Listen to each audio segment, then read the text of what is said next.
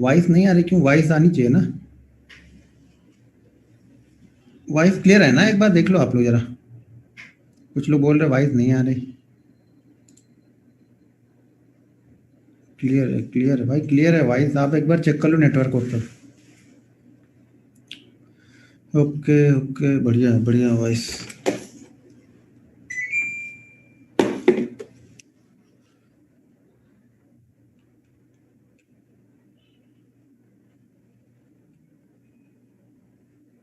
Okay, सही है सही है। कभी बीकानेर नहीं, क्या लिखे हैं, बाड़मेर राजस्थान आओ सर। जरूर आएंगे सर राजस्थान। कभी कभी दिल घूमने का किया तो जरूर आएंगे।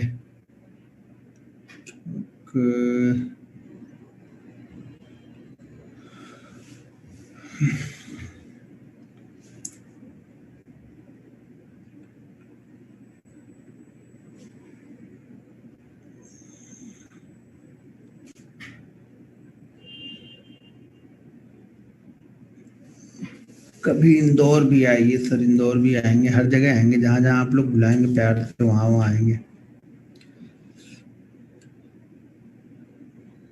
सर। अकेले ही हूँ। राजस्थान जाऊंगा तो इंदौर नहीं जा पाऊंगा, बाड़मेर जाऊंगा तो फिर झारखंड नहीं जा पाऊंगा, ठीक है ना। गुड़गांव जाऊंगा तो फिर और कहीं नहीं जा पाऊंगा।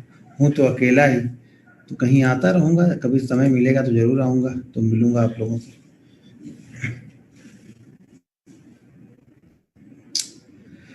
ओके। ताजमहल सर, ताजमहल अभी तक तो नहीं देखा है, देखेंगे कभी। लातूर सर,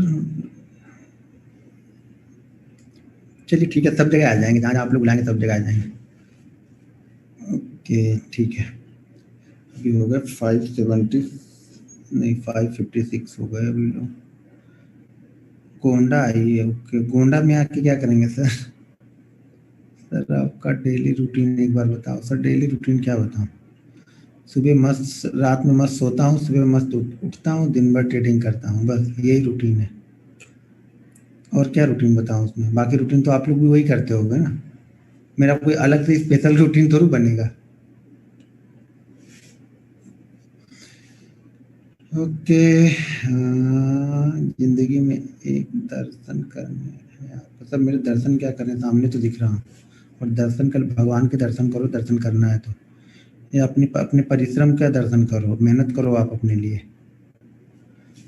अमरावती आएंगे सर, अमरावती की उधर कहाँ जाए सब। अमरावती अकोला कहाँ बुला रहे हो? अमरावती अकोला नागपुर।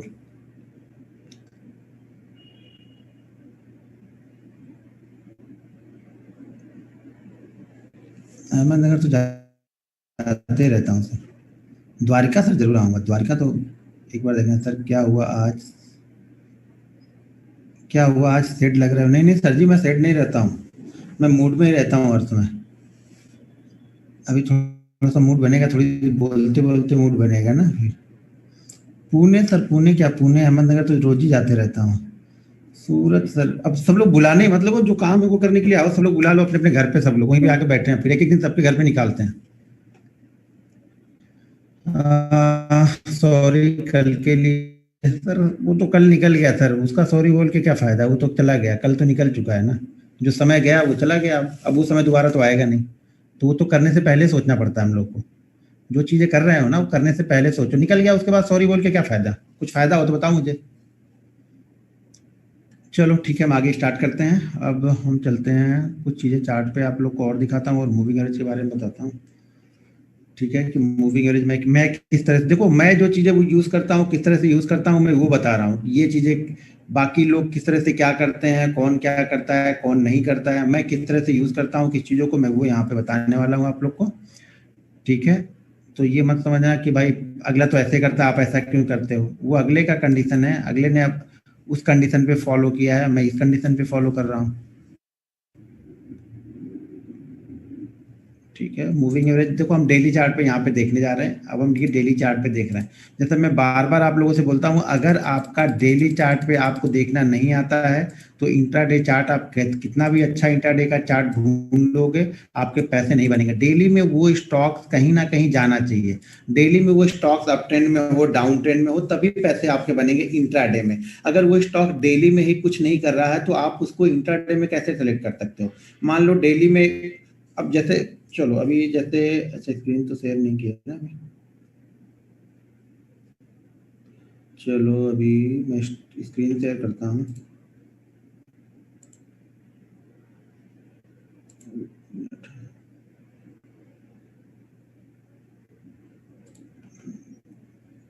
मैंने स्क्रीन शेयर कर दी,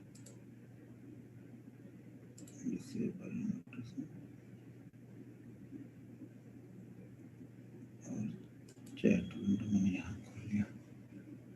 हाँ,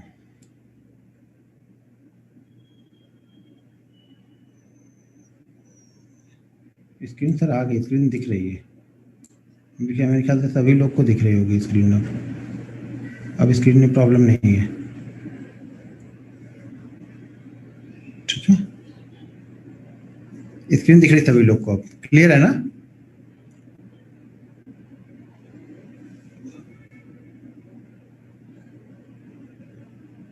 देखो मैंने बताया था ना, सपोर्ट रेजिस्टेंस, ट्रेंड लाइन या किसी भी स्ट्रेटजी, कैंडल स्टिक अगर ये बनती है तो मतलब अगर हम उस कंडीशन से स्टॉक सेलेक्ट करके बैठे हैं, मतलब उसे हम अगले दिन के लिए सेलेक्ट कर लिया है हमने, और एक दिन आज हमने रिसर्च करके देख लिया। जैसे हमने देख लिया कि आईसीआईसीआई बैंक पे ब्रेकआउट है, ठीक है, तो हम आईसीआईसीआई बैंक पे बैठे हुए हैं कल ट्रेड करने के लिए। अगर हमारी कंडीशन में फॉलो होता है, सही जगह पे ओपन होता है, फिर उसे क्रॉस करता है, तो हम बैठे हुए हैं। तो आप बोल रहे हो कि इंट्राडे में डेली पे स्टॉक कैसे सेलेक्ट करें, तो डेली पे हमने आईसीआईसीआई बैंक सेलेक्ट कर लिया है ना, क्योंकि उसने क्या किया है, कई दिनों का जो रेजिस्टेंस बना हुआ था उस रेजिस्टेंस को ब्रेक करके उसने ऊपर की तरफ क्लोज किया है, ठीक है। अब जैसे ये रहा आईसीआईसीआई बैंक का चार्ट लगा लेता हूँ ये, अब यहाँ पे आपके पास चार्ट दिख रहा है आईसीआईसीआई बैंक का। तो ये क्या कर रहा है, पिछले देखिए लगभग पूरा नवंबर इसने निकाल दिया। पूरे नवंबर में इसने कितने पॉइंट की मूवमेंट दी, जैसे कल ही मैंने देखो आप लोग को दिखाया कि जब स्टॉक रेंज में फंसा होता है तो किस तरह से ट्रेड करता है, और रेंज के बाहर निकलता है तब किस तरह से ट्रेड करता है। अब ये रेंज में फंसा हुआ स्टॉक से ये 30 पॉइंट के अंदर में इसने पूरा महीना निकाल दिया, ठीक है। अब जैसे ये निकला है, अगर कल कल के सेशन में हमें ये नहीं देखना कहाँ जाएगा, हम इंट्राडे ट्रेडर हैं, तो हमें मंडे के सेशन में क्या देखना है कि ये अपने आज के हाई के ऊपर ट्रेड करे, जो भी इसका हाई लगा हुआ है इस हाई के ऊपर ट्रेड करे, और हाई के ऊपर ट्रेड करने के बाद हमारी एंट्री होगी। अब इंपॉर्टेंट यहाँ पे क्या हो जाता है, जब हम इस तरह से 4-5 स्टॉक सेलेक्ट करते हैं ना, तब जाके हमें कहीं 2 स्टॉक्स में ट्रेड मिलते हैं। होता क्या है, अगर ये गैप अप ओपन हो गया, अभी देखो इसके ओपन होने की 2 कंडीशन 3 कंडीशन यहाँ पे बन सकती है ओपन होने की। या तो ये कल गैप अप ओपन हो जाएगा, कल का मतलब जब भी मार्केट खुलेगा तब की बात कर रहे हैं, ठीक है। तो यहाँ पे क्या है, कल ये गैप अप ओपन हो सकता है। जब ये गैप अप ओपन होगा तो हमें ये देखना है कि गैप अप कितना गैप अप ओपन हो गया। अब मान लीजिए ये 504 का इसका हाई है और ये ओपन ही 515 पे हो गया, तो इसकी डेली रेंज की डेली मूवमेंट आप देख रहे हो, डेली मूवमेंट इसकी 2.5 से 3% 4% की मूवमेंट होती है। अगर स्टॉक्स 15-16 रुपए ऊपर ही ओपन हो गया, अब भले वहां से वो 30 रुपए और ऊपर जाए, फिर हमें वहां पे ज्यादा फोकस नहीं करना चाहिए। देखो पैसे इसी तरह से बनेंगे जब आप अपनी कंडीशन पे ट्रेड करोगे। अगर आप अपनी कंडीशन लगा के ट्रेड नहीं करते हो तो इसका मतलब आप कहीं भी ट्रेड करोगे, कहीं भी घुसेगे तो पैसे नहीं बनेंगे। तो यहाँ गैप अप ओपन हो गया 15 रुपए, छोड़ देंगे हम इसे। अब मान लीजिए ये गैप अप ओपन होता है, जैसे 502 की क्लोजिंग है, 505 पे 506 पे ये गैप अप ओपन होता है। और देखो जब गैप अप ओपन होगा 506 507 जाएगा, 508 जाएगा, कभी ना कभी तो वहां से एक नीचे का राउंड बनाएगा ना, वहां नीचे तो आएगा। ऐसा तो नहीं कि धनाधन धनाधन चलते हुए चला जाएगा, धनाधन चलते हुए चला गया 15-16 तो छोड़ दो। नहीं तो अगर हमारे ओपनिंग जहां पे हमारी क्लोजिंग है उसके 1% के आसपास में कहीं जाता है, वापस नीचे आता है, थोड़ा नीचे आने के बाद फिर जब उस हाई को क्रॉस करेगा तब लेंगे। या फिर मैंने आप लोग को एक पैटर्न और बताया, जैसे कि ऊपर जाके फिर यहाँ पे आके ऐसा राउंडिंग बना ले, जो कल मैंने बताया था ऐसा राउंड बना ले, तब भी आप उसको देख सकते हो उस कंडीशन में। तो इन सब चीजों को फॉलो करना है। ये गैप अप ओपन हो गया तो अगर सही जगह पे ओपन हुआ, कल 500 के नीचे ही ओपन हो गया, तब तो बहुत अच्छी बात है। जैसे ही 504 को क्रॉस करेगा वैसे हम एंट्री ले लेंगे इससे, ठीक है। दोनों ही कंडीशन में हमारे पास यहाँ पे ट्रेड बन सकते हैं, गैप अप में भी गैप डाउन में। ज्यादा गैप अप हो गया छोड़ दो। इसलिए बोलता हूँ 3-4 स्टॉक्स आपके लिस्ट में होने चाहिए। अगर आपने सपोर्ट पे सेलेक्ट किया है तो 4-5 स्टॉक सेलेक्ट कर लो, ऐसे मिलते हैं। ट्रेंड लाइन पे सेलेक्ट किया है वो स्टॉक ले लो, कैंडल स्टिक कुछ अच्छी बनी है वो यहाँ पे ले लो। तो उसमें से क्या होगा, आपको फिर उसमें से आपको 2-3 ट्रेड आपको ट्रेड करने के लिए मिलेंगे। 9:15 पे फर्स्ट मिनट में स्टॉक 1% ऊपर चला, कोई बात नहीं सर, 1% की मूवमेंट से नहीं कुछ होगा, क्योंकि ऑलरेडी 3 से 4% की मूवमेंट होती है और ब्रेकआउट के बाद मूवमेंट कुछ ज्यादा ही होती है, तो 1% पे कुछ ज्यादा फर्क नहीं पड़ेगा, बशर्ते 1% में उसी वे में आप नहीं खरीदोगे जब तक वो नीचे करेक्ट होके नहीं आएगा। करेक्ट होके आएगा तब हमारे लिए ट्रेड बनेगा, नहीं आएगा तो छोड़ देंगे, तब हमें ज्यादा दिमाग नहीं लगाना है। ज्यादा दिमाग लगाने से ट्रेड खराब हो जाता है, तो ट्रेड में ज्यादा दिमाग नहीं इस्तेमाल करना है, थोड़ा दिमाग लगाना है बस। हमारी कंडीशन है, हमने कंडीशन उसको बता दी, भाई इस कंडीशन में बनेगा तो मैं ट्रेड करूंगा, बस इतना ही देखना, ज्यादा कुछ मत देखना। ठीक है, अभी देखो मैंने यहाँ पे, अभी ये स्टॉक देख लो, आईसीआईसीआई प्रू, आईसीआईसीआई प्रू क्या हो गया यहाँ पे, गैप अप ओपन हो गया 5-6 दिन। देखो मैंने इसका चार्ट भेजा था उस दिन, जिस दिन ये ब्रेकआउट होने वाला था, मैंने सपोर्ट ग्रुप में चार्ट भेजा था और एनालिसिस ग्रुप में भी भेजा था। क्यों, अब इसको मैंने क्यों उस दिन भेजा था, इसलिए भेजा था क्योंकि क्या हो रहा, हर दिन यहीं पे टच कर रहा था और यहाँ पे ग्रीन कैंडल बन के और अपने रेजिस्टेंस के पास, जो कि हमारा इसका रेजिस्टेंस था 61 का शायद रेजिस्टेंस था, 460 की क्लोजिंग ये है, 460 रुपए नहीं, 459 की क्लोजिंग ये है, तो ये क्लोजिंग यहाँ पे बन गई थी, इसकी हाई लगाया था इसने 459 का और क्लोजिंग इसने दे दी थी जाके 457 पे, और इसका रजिस्टेंस कितना 61 का रजिस्टेंस था। तो देखो नीचे ओपन हुआ है, हमारे रजिस्टेंस कहाँ पे ओपन हुआ, नीचे ओपन हुआ और नीचे ओपन होके ऊपर की तरफ क्रॉस किया है, तो हमें ये इंट्राडे में एक ट्रेड मिल गया होता। अब अगले दिन हमें ये ट्रेड नहीं मिलेगा, क्यों नहीं मिलेगा, क्योंकि इसने अपने हाई के पास क्लोज नहीं किया है, दिख रहा है यहाँ पे, ये अपने हाई के पास क्लोज नहीं किया, तो हमारे लिए ये ट्रेड नहीं मिला यहाँ पे। एक दिन ट्रेड छूट गया तो फिर वेट करो, अब जैसे रेड कैंडल यहाँ पे बन गई है, अब वापस अगर इसके हाई को क्रॉस करेगा तो फिर आपको एक मूवमेंट मिल जाएगी यहाँ पे। तो ब्रेकआउट, अब देखो ये आईडीएफसी फर्स्ट, ये ब्रेकआउट की तैयारी में, अगर 38 के ऊपर ये क्लोज कर दे तो यहाँ पे फिर ये 40 तक जा सकता है। ठीक है, तो मैं मूविंग एवरेज में देखो, पहले यहाँ पे मेरे पास नहीं, यहाँ पे मेरे पास 2 मूविंग एवरेज लगे हैं, 100 और 200 के, दोनों को अलग अलग देखना है, एक ही तरीके से देखते हैं लेकिन दोनों अलग अलग देखना है, यानी एक चार्ट पे दोनों नहीं लगा के रखना है, पहले आप दोनों लगा के रखोगे तो कंफ्यूज रहोगे, तो इसलिए मैं यहाँ से एक निकाल दे रहा हूं पहले। ठीक है, मैं दोनों लगा के देखता हूं कि मैं दोनों में,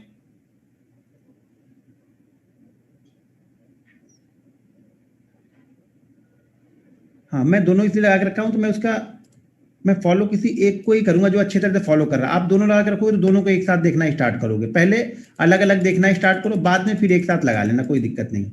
अब देखो सबसे पहले ना, जैसा कि मैंने आप लोगों को बताया है कि देखो हर चीज, कहीं सपोर्ट रेजिस्टेंस आप देख रहे हो, कहीं ट्रेंड लाइन देख रहे हो, कहीं मूविंग एवरेज देख रहे हो, हर स्टॉक अपना अपना एक अलग नजरिया होता है चलने का, उसको चलाने वाले ऑपरेटर, हर स्टॉक के लिए यहाँ पे ऑपरेटर फिक्स है, ये ध्यान रखना। हमें नहीं पता है कौन ऑपरेटर, का मतलब ये होगा कि बड़े बड़े ट्रेडर हैं, उनको 20 स्टॉक्स में वो ट्रेड नहीं करेंगे, उन्होंने 2 4 5 स्टॉक सेलेक्ट कर लिए हैं, केतन मेहता की तरह, हर्षद मेहता और केतन पारिक की जगह इन लोगों ने स्टॉक सेलेक्ट करके बैठे हुए हैं, वो लीगली करते हैं, इनलीगल नहीं करेंगे कुछ भी, वो लीगल करेंगे, बड़े पैसे के साथ में करेंगे, लेकिन उन्होंने अपने 4 5 स्टॉक सेलेक्ट कर लिए हैं, उसी 4 5 स्टॉक्स में वो जब भी ट्रेडिंग करेंगे उसी 4 5 स्टॉक्स में ट्रेडिंग करेंगे, उसी 4 5 स्टॉक्स में वो पैसे लगाएंगे, लेकिन वो पैसे सही जगह पे लगाएंगे जहाँ, तो उनको कुछ चीजें वो देखते हैं और उन्हीं चीजों को वो कंटिन्यू फॉलो करेंगे। वो 4 5 लोग कहीं भी देश के 4 कोने में बैठे हो सकते हैं, बड़े पैसेदार होंगे, बड़े पैसे वाले होंगे, बहुत सारी कंपनियां ट्रेडिंग करती है, जैसे मान लो रिलायंस है, तो रिलायंस के शेयर कुछ ट्रेड कर रहे होंगे, हमें नहीं पता होगा, पीछे से बैठ के लोग ट्रेड कर रहे होंगे उसको, तो उन लोगों को कुछ पैटर्न, बस सिंपल, वो लोग ज्यादा दिमाग नहीं लगाते हैं, हम ये भी देख लूं, वो भी देख लूं, वो भी देख लूं, वो लोग किसी एक या दो चीज को फॉलो करेंगे कि हमें इसको सपोर्ट रेजिस्टेंस को देखना है, ब्रेक करेगा तो हम लोग बाइंग करेंगे, उसके पहले एंट्री कर लेंगे, वही लोग ब्रेक करवाएंगे उसको। ठीक है, या फिर वो ट्रेंड लाइन को फॉलो कर लिए, या फिर वो मूविंग एवरेज को फॉलो कर लिए, अगर उनको शॉर्ट टर्म के लिए लेना है, तो ट्रेडर है तो शॉर्ट टर्म यानी 10% 12% का मूवमेंट उनको मिल गया। आप लोग यहाँ पे पैसे रोज डबल करने के लिए आते हो, आप लोग को 20% या 25% की मूवमेंट चाहिए यहाँ पे हर दिन के लिए, उनके लिए ना बड़ा पैसा लगाते हैं ना, अगर साल का उनको 40% भी मिल गया वो लोग खुश हैं, तो साल में अगर उस पर 4 ट्रेड उनके लिए मिल गया ना तो वो लोग खुश हैं, आप नहीं खुश होगे। आपको अगर 1 लाख का 10 लाख भी बन जाएगा ना 6 महीने के अंदर में, तो आप वो 10 लाख को वापस 1 लाख लाने के चक्कर में पड़ जाओगे, तो आप उस पैसे को हजम नहीं कर पाओगे, तो वो एक ही पैटर्न को फॉलो करते हैं। तो अब यहाँ पे मूविंग एवरेज देखो हमें किस तरह से फॉलो करना है, पहले यहाँ पे देखते हैं मूविंग एवरेज हमें फॉलो किस तरह से करना है। देखिए मूविंग एवरेज फॉलो करने की 2 कंडीशन मैं लगा के रखता हूँ, 2 कंडीशन में जब मेरा मूविंग एवरेज आता है तभी मैं उसको फॉलो करता हूँ। ठीक है, अब चलते हैं पहले कुछ अच्छे, सबसे पहली बात तो जो भी मूविंग एवरेज फॉलो करना, वो पीछे के 2-3 जरूर आप देख लेना कि 2-3 बार उस जगह से सपोर्ट या रेजिस्टेंस उसने लिया है या नहीं लिया है। इसने क्या किया, कट हो रहा है यहाँ पे ऊपर नीचे कट हो रहा है, तो हम इसको नहीं देख रहे हैं। आप लोग सारे स्टॉक्स को देखते हो ना, मैं सारे स्टॉक्स को नहीं देखता हूँ। अभी देखो चलो बताता, ये स्टॉक्स को देखो आप, नहीं ये भी इतना अच्छा नहीं है, ये भी नहीं है 2 बार। अब इस स्टॉक्स को देखो, ध्यान से देखो, इस स्टॉक्स में कुछ अलग लग रहा है बाकी स्टॉक की अपेक्षा। टाइप करो आप लोग। अभी जैसे मैं बाकी अपने देखे इतने सारे चार्ट, इस चार्ट को देखो, इस चार्ट को देखो, इस चार्ट को देखो, इस चार्ट को देखो, और उसके देखने के बाद में आप इस चार्ट को देखो। कुछ नजर आ रहा? ये 100 नहीं है, ये 200 है सर, 200 का लगा हुआ है यहाँ पे। मैंने बताया ना, पहले हम 200 को देख रहे हैं, बाद में 100 को भी इसी तरीके से देखेंगे, और दोनों को अलग अलग लगा के देखना, एक साथ मत लगाना। कम से कम 9 महीने तक आपको एक साथ नहीं लगाना, बाद में आप फिर एक साथ लगा लेना। देखो ये क्या कर रहा है ना, ये बहुत अच्छी तरह से फॉलो कर रहा है अपने सपोर्ट को। ये यहाँ पे ये रेजिस्टेंस को बहुत अच्छी तरह से फॉलो कर रहा है, ये दिख रहा है। हर बार जब ऐसी 2-3 बार बनते हैं ना, तो हमें कॉन्फिडेंस आता है किसी स्टॉक में कि ये ब्रेक करेगा तो ये पक्का ऊपर की तरफ निकलेगा। इसका ऑपरेटर जो भी है वो इसको बहुत अच्छी तरह से फॉलो कर रहा है, या बहुत अच्छी तरह से हमसे ही फॉलो करवा रहा है ये। लेकिन ये बहुत अच्छी तरह से इस स्टॉक्स को फॉलो करवा रहा है यहाँ पे, ये सपोर्ट रेजिस्टेंस को। तो यहाँ पे हमें ये समझना है कि जो देखो, यहाँ पे हमें कुछ भी नहीं करना है, सिर्फ हमें चार्ट घूम के देखना है। ऐसे चार्ट देखने हैं कि कौन से चार्ट पे सपोर्ट, मूविंग एवरेज का सपोर्ट अच्छा ले रहा है या रेजिस्टेंस अच्छा ले रहा है। अब इसने रेजिस्टेंस यहाँ पे अच्छा लिया है ना, जब ये नीचे की तरफ आएगा तो ये सपोर्ट भी यहाँ पे बहुत अच्छा लेगा, ठीक है। तो यहाँ पे क्या कर रहा है, ये 3 बार मूविंग एवरेज बन गया। अब यहाँ पे ध्यान हमें क्या रखना है, ये मूविंग एवरेज में हमें तुरंत बाइंग नहीं करना है। और यहाँ पे मैं इंट्राडे की बात नहीं कर रहा हूँ, ये हम कुछ दिन, 1 दिन 2 दिन 4 दिन 5 दिन का व्यू यहाँ पे लेके चल रहा है इस स्टॉक में, ठीक है ना। जो भी हम मूविंग एवरेज को देख रहे हैं, इसमें 3-4-5 दिन का व्यू लेके हम चल रहे हैं स्टॉक में। तो यहाँ पे एक दिन में ही मत व्यू निकाल लेना, क्योंकि हम डेली चार्ट पे देख रहे हैं। बहुत लोग ऐसे भी होंगे जिनको स्टॉक स्विंग ट्रेडिंग के लिए लेके जाना होगा, तो सबसे बेस्ट आइडिया मेरे लिए ये रखता है कि मैं इसको लेके जाता हूँ। तो यहाँ पे क्या हो रहा है, ये मूविंग एवरेज को क्रॉस कर रहा है, ठीक है। जैसे इसको क्रॉस करके एक दिन क्लोज कर देगा, देखो आज क्रॉस करा, तो मैं आज इसको कुछ नहीं करने वाला हूँ, आज मैं इसको क्लोज होने देने वाला हूँ, ठीक है। ये आराम से क्लोज हो जाएगा, तब मैं इसको वापस लेके जाऊंगा। अगले दिन जब आऊंगा, ये हमारे जो पिछले दिन का हाई है, जैसे मान लो अगर इसको मुझे लेके जाना होगा,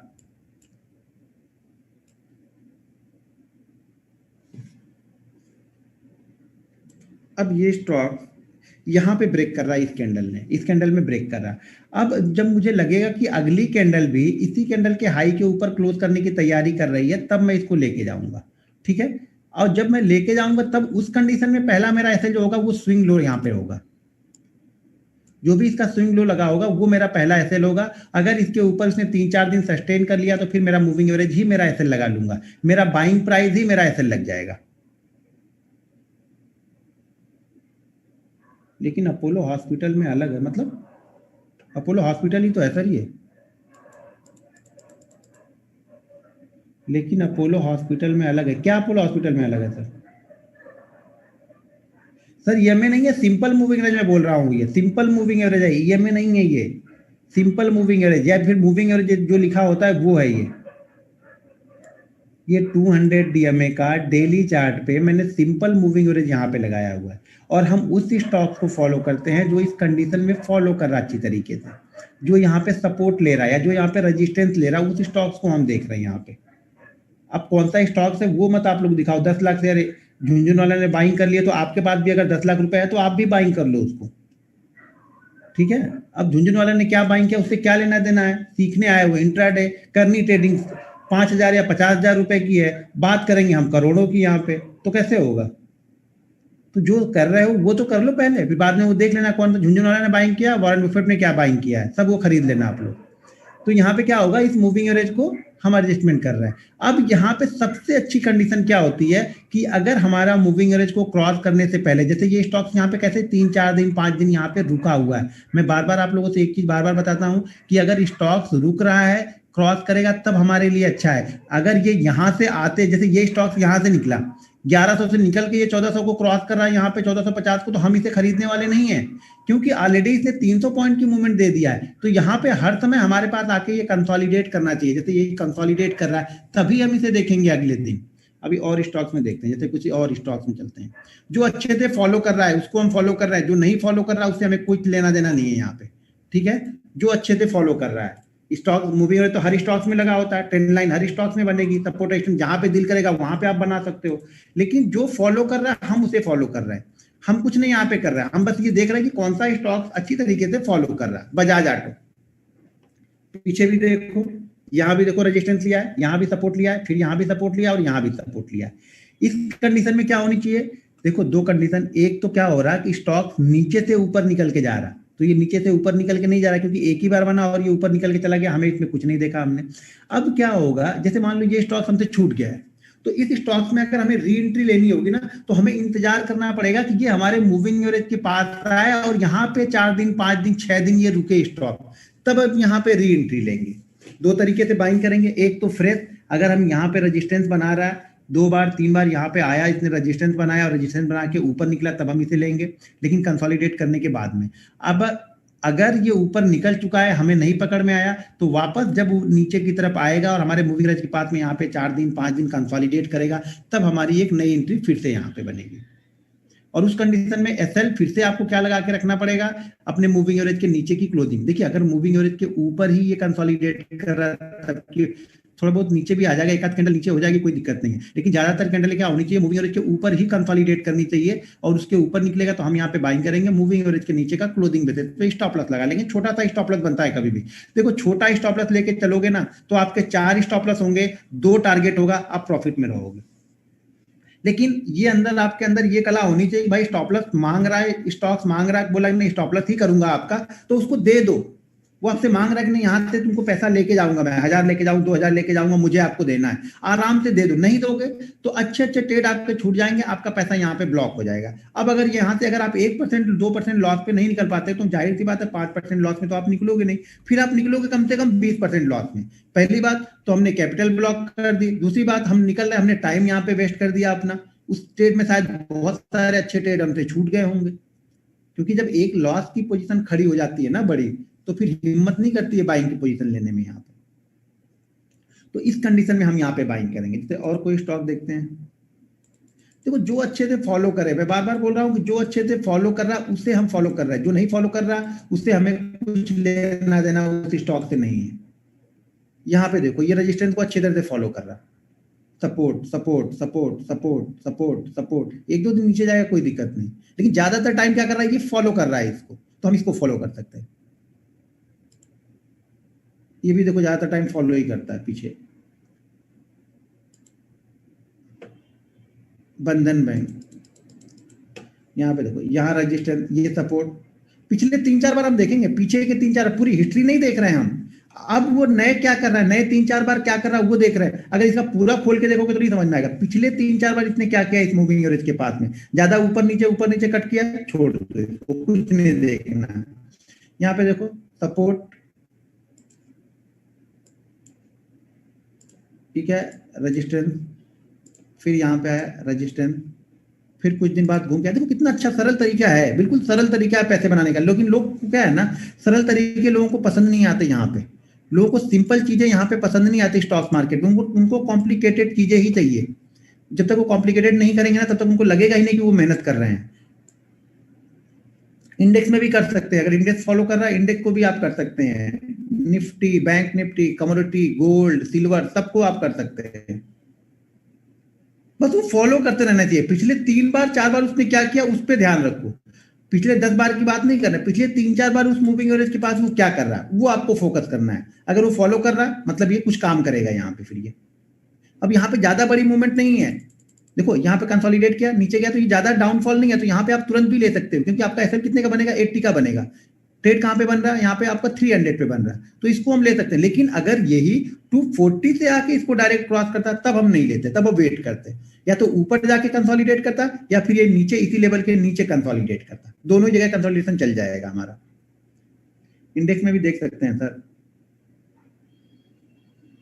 कंसोलिडेशन में एंट्री जब हाई रेंज को क्रॉस करेगा तब, जैसे मान लीजिए कंसोलिडेशन कर रहा है, अगर इसके नीचे कंसोलिडेशन कर रहा है तो जो भी एक वीक जो भी कुछ होगा उसका एक हाई होगा ना, 4-5-10 दिन के जो कंसोलिडेशन का लेवल होगा उसका एक हाई होगा, और मूविंग एवरेज के ऊपर निकला होगा तो उस हाई के ऊपर हम एंट्री ले लेंगे यहाँ पे। और उसी जो कंसोलिडेट का जो एक रेंज बनाएगा, उसी रेंज का लोअर एंड हमारा एसएल हो जाएगा यहाँ पे। हाँ, इसको स्विंग ट्रेडिंग के लिए यूज करेंगे, ज्यादातर इसको स्विंग ट्रेडिंग के लिए ही यूज करेंगे हम, या फिर अगर आपको बीटीएसटी लेना है तो भी आप लेके जा सकते हो। Period moving average daily chart है 200, यहाँ पे दिख रहा है आपको सामने 200 में 1 एक शुभ के लिए होता है ना कि 201, जब हम बारात में जाते हैं किसी को देना होता है तो 1001, 501, 201, तो इसलिए मैं 201, 101 ऐसा फॉलो करता हूँ ज्यादातर, 51, 21 इस तरह से फॉलो करता हूँ ज्यादातर डेली चार्ट पे। ठीक है, बैंक निफ्टी अगर फॉलो कर रहा है तो उसको भी फॉलो कर सकते हैं। यहाँ तो मूवमेंट हमारी इतनी बड़ी हुई थी, यहाँ पे देखो ये फॉलो कर रहा था, यहाँ पे इसको फॉलो किया, गिरा, नीचे आया, फिर रेजिस्टेंस लिया, अब रेजिस्टेंस के बाद ये कंसोलिडेट कर रहा था यहाँ पे, उसके बाद फिर ये निकला। ये स्टॉक देखो पिछले 4 टाइम क्या किया है, तो फॉलो कर रहा है इसको, ठीक ना।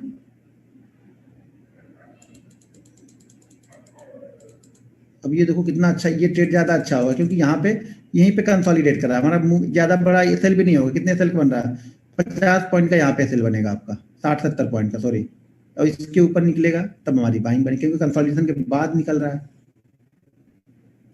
बीबीटी से ये भी देखो कितने अच्छे से फॉलो कर रहा है, ये निकल गया, मान लीजिए देखिए ये वन वे, ये देखो ये वन वे जा रहा है, इसे हम नहीं ले सकते हैं क्योंकि यहाँ पे देखो 782 से कहाँ निकल गया डायरेक्ट, ये 1000, तो यानी 782 से 1000 लगभग ये 22 ये और 22 ये लगभग 240 पॉइंट की मूवमेंट हो चुकी है। तो हम यहाँ पे डायरेक्ट नहीं घुसने जाएंगे, अब हम वेट करेंगे कंसोलिडेशन। जैसे ये कंसोलिडेट कर रहा है मूवमेंट के पास, ये दिख रहा है, ये कंसोलिडेट कर रहा है, और इसी में अगर आप छोटी सी एक ट्रेंड लाइन ड्रॉ कर लोगे तो आपका ये ट्रेड बिल्कुल सक्सेसफुल हो जाएगा। ये ट्रेड यहाँ पे ट्रेंड लाइन हमने ड्रॉ कर ली, कंसोलिडेट भी कर रहा है मूविंग एवरेज पास में। अब यहाँ पे हमारी एंट्री बनेगी, यहाँ पे जब एंट्री बनेगी तो स्टॉप लॉस कहाँ लगा के रखेंगे, ये स्विंग लो, जो भी एक स्विंग लो, इसको ये सेफ होगा ज्यादा 980 के आसपास। एंट्री कहाँ पे बन रही है आपकी 1070, स्टॉप लॉस 980, 10% का आपका स्टॉप लॉस यहाँ पे बनेगा। और देखो स्विंग ट्रेडिंग में आपको यही देखना पड़ेगा, 7 से 10% का एसएल बनेगा ही बनेगा आपको, अगर बड़े प्रॉफिट आपको चाहिए तो। मतलब इसको नहीं फॉलो करूंगा मैं, ये इसको नहीं फॉलो करूंगा, ठीक है। जो फॉलो कर रहा है, हम किसी को नहीं फॉलो कर रहे, सिर्फ मैं चार्ट देख रहा हूँ कि कौन सा चार्ट अच्छी तरीके से फॉलो कर रहा है, मैं उसी को फॉलो करता हूँ। जो नहीं फॉलो करता है छोड़ देता हूँ, ये नहीं कर रहा ऊपर नीचे डायरेक्ट हो रहा, मैं इसे देखूंगा भी नहीं मूव रेंज लगा के। ये कंटिन्यू अच्छा कर रहा है, यहाँ पे देखो कितना अच्छा 1 2 3 4 5, फिर यहाँ पे कंसोलिडेट किया, ऊपर की तरफ निकला, फिर ब्रेक किया तो मूवमेंट जबरदस्त यहाँ पे नीचे की तरफ मिली। तो जब ऊपर की तरफ जाएगा भारतीय एयरटेल, आप देख रहे हो ना, ऊपर की तरफ जाएगा ना, तो ये रेजिस्टेंस है इसके लिए 508 510 का एरिया, ये रेजिस्टेंस एरिया है, ये इसके लिए रेजिस्टेंस एरिया है। तो ये ध्यान रखना, डेली चार्ट के इसके ऊपर क्लोज करेगा तो बहुत अच्छी बात है इसके लिए, ये बहुत अच्छे से निकल के जा सकता है, फिर 550 की तरफ जाएगा फिर ये, क्योंकि पीछे ये फॉलो कर रहा है। इसको जो फॉलो करने वाले लोग हैं वो इसको फॉलो कर रहे हैं। देखो इसके देखने से ना सब इन सब चीजों को, ट्रेंड लाइन, सपोर्ट, एक्सटेंड, जब हम कंटिन्यू सब बना के देखते रहते हैं ना, पीछे से हमारे जहन में चलता रहता है ना, तो हमें पता चलता है कि इसमें जो बड़े ट्रेडर हैं वो किस तरह के ट्रेड लेते हैं, और हमें उनको ही ट्रेड करना है, क्योंकि बड़ा पैसा हमारा तभी बनेगा जब हम उनके साथ साथ ट्रेड कर रहे हैं। तो अब देखो एक सज्जन कृष्ण कुमार लिख रहा है कि बैंक निफ्टी में 1 मिनट में 200 ईएमए को फॉलो कर सकते हैं। सर आपकी मर्जी है, आप 200 ईएमए लगा लो, 400 लगा लो, 650 लगा लेना, और जरूरत पड़े तो 1000 भी लगा के देख लेना। मतलब जहां पे बता रहा हूं वहां नहीं समझना है, जहां नहीं बता रहा हूं वहां समझना है। आप लगा के देखो, उसको काम करता है तो करो ना, मैं कहां मना कर रहा हूं सर। सब हर चीज मैं थोड़ा फॉलो करूंगा, मुझे जो 2 चीजें 3 चीजें अच्छी लगी मैं उसमें कंटिन्यू काम कर रहा हूं। आपको अगर जो मैं कर रहा हूं वो मैं आपको बता रहा हूं, अगर आपको एक्स्ट्रा कुछ करना है तो आपको यहाँ पे देखो, कोई चीज अच्छी है या नहीं है ना, उसके लिए आप 100 ट्रेड डिसाइड करना। आपको अगर लगता है कि इस चीज को मैं बैंक निफ्टी में फॉलो करूंगा 1 मिनट के चार्ट पे, तो कम से कम 100 ट्रेड लेने की हिम्मत करना, तभी उसका रिजल्ट आपको समझ में आएगा। होगा क्या, आप लोग क्या करते हो, 4 दिन 5 दिन फॉलो करोगे, भाई 4 दिन 5 दिन मार्केट किस तरह का है, हो सके डाउन ट्रेंड में है, नहीं अच्छा काम करे, अप ट्रेंड में शायद अच्छा कर रहा हो, साइडवेज में फिर से ना काम कर रहा हो। जब तक ये सारी सिचुएशन आपको नहीं मिलेगी ना, down trend, up trend, sideways, तब तक आप किसी भी स्ट्रेटजी का रिजल्ट नहीं निकाल सकते हो। तो ये तीनों ही चीजें आपके साथ में मिलेंगी। इसके लिए मैं बोलता हूँ कि 100 ट्रेड करना। 100 ट्रेड करने का मतलब ये होगा कि हम 5 महीने ट्रेड कर रहे हैं और 5 महीने में ये सारी कंडीशन हमें मिल जाती हैं। डाउन ट्रेंड में भी मिलेगा, अप ट्रेंड भी मिलेगा और कंसोलिडेशन यानी साइडवेज लेवल भी मिलेगा। तो हमें हमारी जो स्ट्रेटजी हम बनाते हैं ना, फिर उससे हमें समझ में आता है कि ये डाउन ट्रेंड में किस तरह से काम कर रही है, साइडवेज में किस तरह से काम कर रही है और अप ट्रेंड में किस तरह से काम कर रही है। सबसे बेहतर ये काम किस ट्रेंड में करती है, अप ट्रेंड में या साइडवेज में। तो आपको ये ढूंढ के निकालना पड़ता है। ऐसे बैठे बैठे यूट्यूब वीडियो देखने से नहीं खाली बन जाएगा। 100 ट्रेड आपको लेने पड़ेंगे, पैसे लगाने पड़ेंगे, रिस्क लेना पड़ेगा, कलेजे को थामना पड़ेगा वहां पे, क्योंकि जब तक आप कलेजे पे कंट्रोल नहीं करोगे ना, तब तक आपकी स्ट्रेटजी हो सके आप वहां पे 4 रुपए डर के मारे निकल गए, लेकिन वो बाद में उसने 40 रुपए का मूव किया। तो आपको वहां पे बैठे रहना पड़ता है एक कंडीशन लगा के, या तो मैं स्टॉप लॉस लूंगा या फिर टारगेट लूंगा। टारगेट की आपको एक कंडीशन डिसाइड करनी पड़ेगी धीरे धीरे।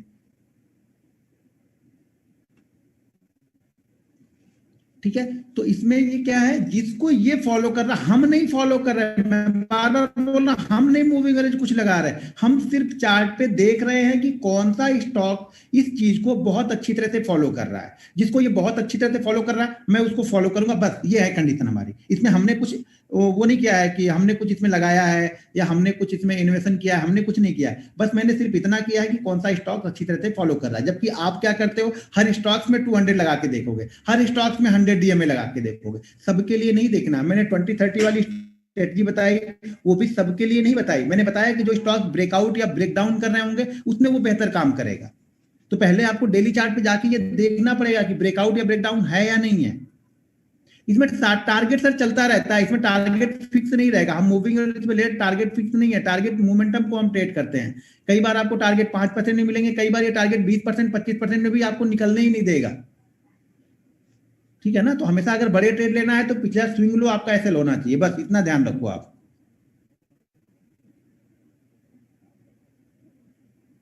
देखो 5% में भी मिल जाएंगे, 5% के एसएल भी मिलेंगे आपको, 3% के भी एसएल मिलेंगे। वो डिपेंड करता है कि किस तरह से बना है। अब देखो इसका एसएल ऑलरेडी अगर यहाँ से निकलता है, मान लो यहाँ के 508 के आसपास जाके कंसोलिडेट करता है, उसके बाद ये 490 तक आता है, तो 90 और ये 8 यानी लगभग हमारा 20 पॉइंट का यहाँ पे एसएल बनेगा, 4% का बनेगा। अब वो डिपेंड करता है कि कहाँ कैसा कंसोलिडेट कर रहा है, उसी हिसाब से हम ट्रेड लेते हैं। अगर स्टॉप लॉस मेरा ज्यादा बन रहा है कि मान लो 10%, 12% का एसएल बन रहा है, मैं छोड़ दूंगा उसको। वो बुला थोड़ू रहा है कि भाई हाथ पकड़ के ले थोड़ू जा रहा है, नहीं तुम्हें लेना ही लेना है। अभी तो हमारी गलती है कि हम जबरदस्ती घुस रहे हैं वहां पे। अगर जबरदस्ती घुस रहे हैं 20% एसएल के लिए, तो क्वांटिटी को कम करके मैं घुसूंगा वहां पे, क्योंकि मेरा रिस्क मैनेजमेंट तो फिक्स है ना कि मैं इस स्टॉक में 10,000 रुपए ही देने वाला हूँ लॉस करने के लिए। तो 10,000 में जितनी क्वांटिटी लॉस करने के लिए बनेगी उतनी मैं ले लूंगा, 20% का अगर वो कैलकुलेशन करूंगा तो। Sir swing low expand, swing low का मतलब ये है, अब देखो ये स्टॉक्स का स्विंग लो का मतलब ये है, ये यहाँ पे क्लोज है, तो इसका स्विंग लो का मतलब है ये लास्ट लो। लास्ट लो समझ लो, स्विंग लो छोड़ दो, लास्ट लो समझो। जो भी लास्ट लो बनेगा वो हमारा एसएल बनेगा। जैसे अगर किसी ने यहाँ पे बाइंग कर लिया, मान लो जैसे किसी ने यहाँ पे मान लो बाइंग कर लिया, वो यहाँ तक रुका हुआ है, तो अब वो क्या करे, यहाँ तक आया। अब यहाँ से जब वो ऊपर निकला तो उसका एसएल ये हो जाएगा। इसने एक फिर से लो लगाया, वापस ऊपर की तरफ निकला तो इसका नया एसएल इसका ये हो जाएगा। इसने फिर से लगाया, ये लो लगाया, तो अब इसका एसएल यहाँ पे चल रहा है तो ये हो गया। अब ये वापस यहाँ तक गया, शायद फिर 480 आएगा, तो इसका एसएल धीरे धीरे क्या होगा, एसएल को ऊपर की तरफ लेके चलते जाएंगे। ठीक है, तो इसको देखना है आपको कौन सा स्टॉक अच्छी तरीके से फॉलो कर रहा है। ये नहीं कर रहा है, ऊपर नीचे, मैं भी नहीं करूंगा इसको, मुझे पकड़ के थोड़ा करवाएगा ये कर रहा है। अभी आप लोग को ध्यान होगा, एक बार तो मैंने इसको दिया भी था 3600 पे।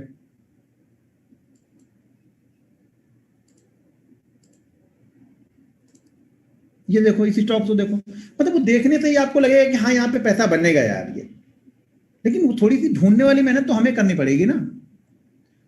एक्सप्लेनेशन और सिंपल मूविंग का डिफरेंस क्या है,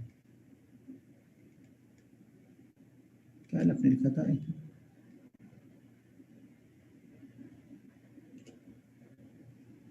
चला जा रहा सर। डे रेजिस्टेंस के ऊपर 200 डीएमए हो तो स्टॉक्स लूंगा। डे रेजिस्टेंस के ऊपर हो तो हाँ, उसके ऊपर चला जाना चाहिए, तब हम लेंगे। जब तक ये नीचे है तो हो सकता है यहाँ पे रेजिस्टेंस लेके नीचे आ जाए, यहाँ पे रेजिस्टेंस लेके नीचे आ जाए। एक तो ये हो गए हम यहाँ पे कि देखो इसको हम सिर्फ डेली पे देख रहे हैं, इसको इंट्राडे वाला माइंडसेट निकाल दो यहाँ पे आप। इसको आप ये माइंडसेट लेके चलो कि हम मैं इसको लेके जाऊंगा। अगर आपको इंट्राडे प्ले ही करना है तो ये ध्यान रखना कि 200 डीएमए के ऊपर क्लोज करे, हायर प्राइस के आसपास क्लोज करे, तब फिर अगले दिन आप एक बार इसमें इंट्राडे में भी ट्रेड कर सकते हो। लेकिन मैं बोलूंगा हर चीज को इंट्राडे को डेली में, डेली वाले को स्विंग में वो मत करो। इसको हमने सिर्फ स्विंग के लिए रखा है तो स्विंग के लिए फॉलो करो आप। जब भी ये निकलेगा इस तरह की से एक मूवमेंट आपको अच्छी मिलेगी। जितना ज्यादा बार रुका है, नहीं जा रहा है, उतने चांसेस होते हैं कि अगर निकलेगा तो अच्छी मूवमेंट देगा, क्योंकि स्टॉक परेशान हो गया है। तो यहाँ पे पैसा बनाने वाले लोग पैसे लेके आएंगे यहाँ पे इसके लिए।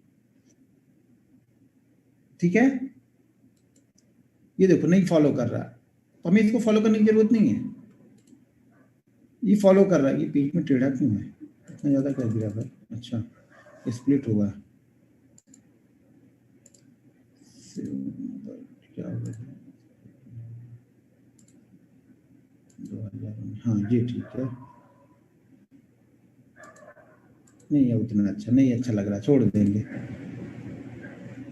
हाँ ये भी ऊपर नीचे ही हो रहा, देखो आप, ये ठीक है, लेकिन 2 ही बार है, कम से कम 2-3 बार तो जाने दो। ये भी स्प्लिट हो गया लगता है, ये भी 2019। हाँ ये ठीक है लग रहा। ये देखो पिछली बार अच्छे से फॉलो कर रहा, फिर ये आया नीचे की तरफ आया और डायरेक्ट एक ही बार में क्रॉस कर रहा है।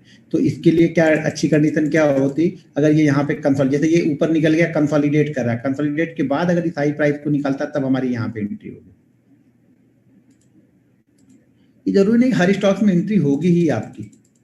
अब इसको ध्यान, ये पीछे क्या कर रहा है, हाँ ये देखो प्रॉपर रेजिस्टेंस ले रहा है। अब ये फिर से इस जगह पहुंचे, ये सबसे बेहतरीन स्टॉक्स आपको मिल गया। कौन सा, ये कोल इंडिया। अब यहाँ पे देखो इस जर्नी के बाद में, जैसे ये 118 से निकला 133, 18 से 33 यहाँ पे निकल गया, मतलब मान के चलो कि 10% का मूवमेंट यहाँ पे कर चुका है। अब यहाँ पे अगर ये 1-2 दिन कंसोलिडेट करने के बाद में निकलता है तो हमारी एंट्री यहाँ पे हो सकती है कोल इंडिया में।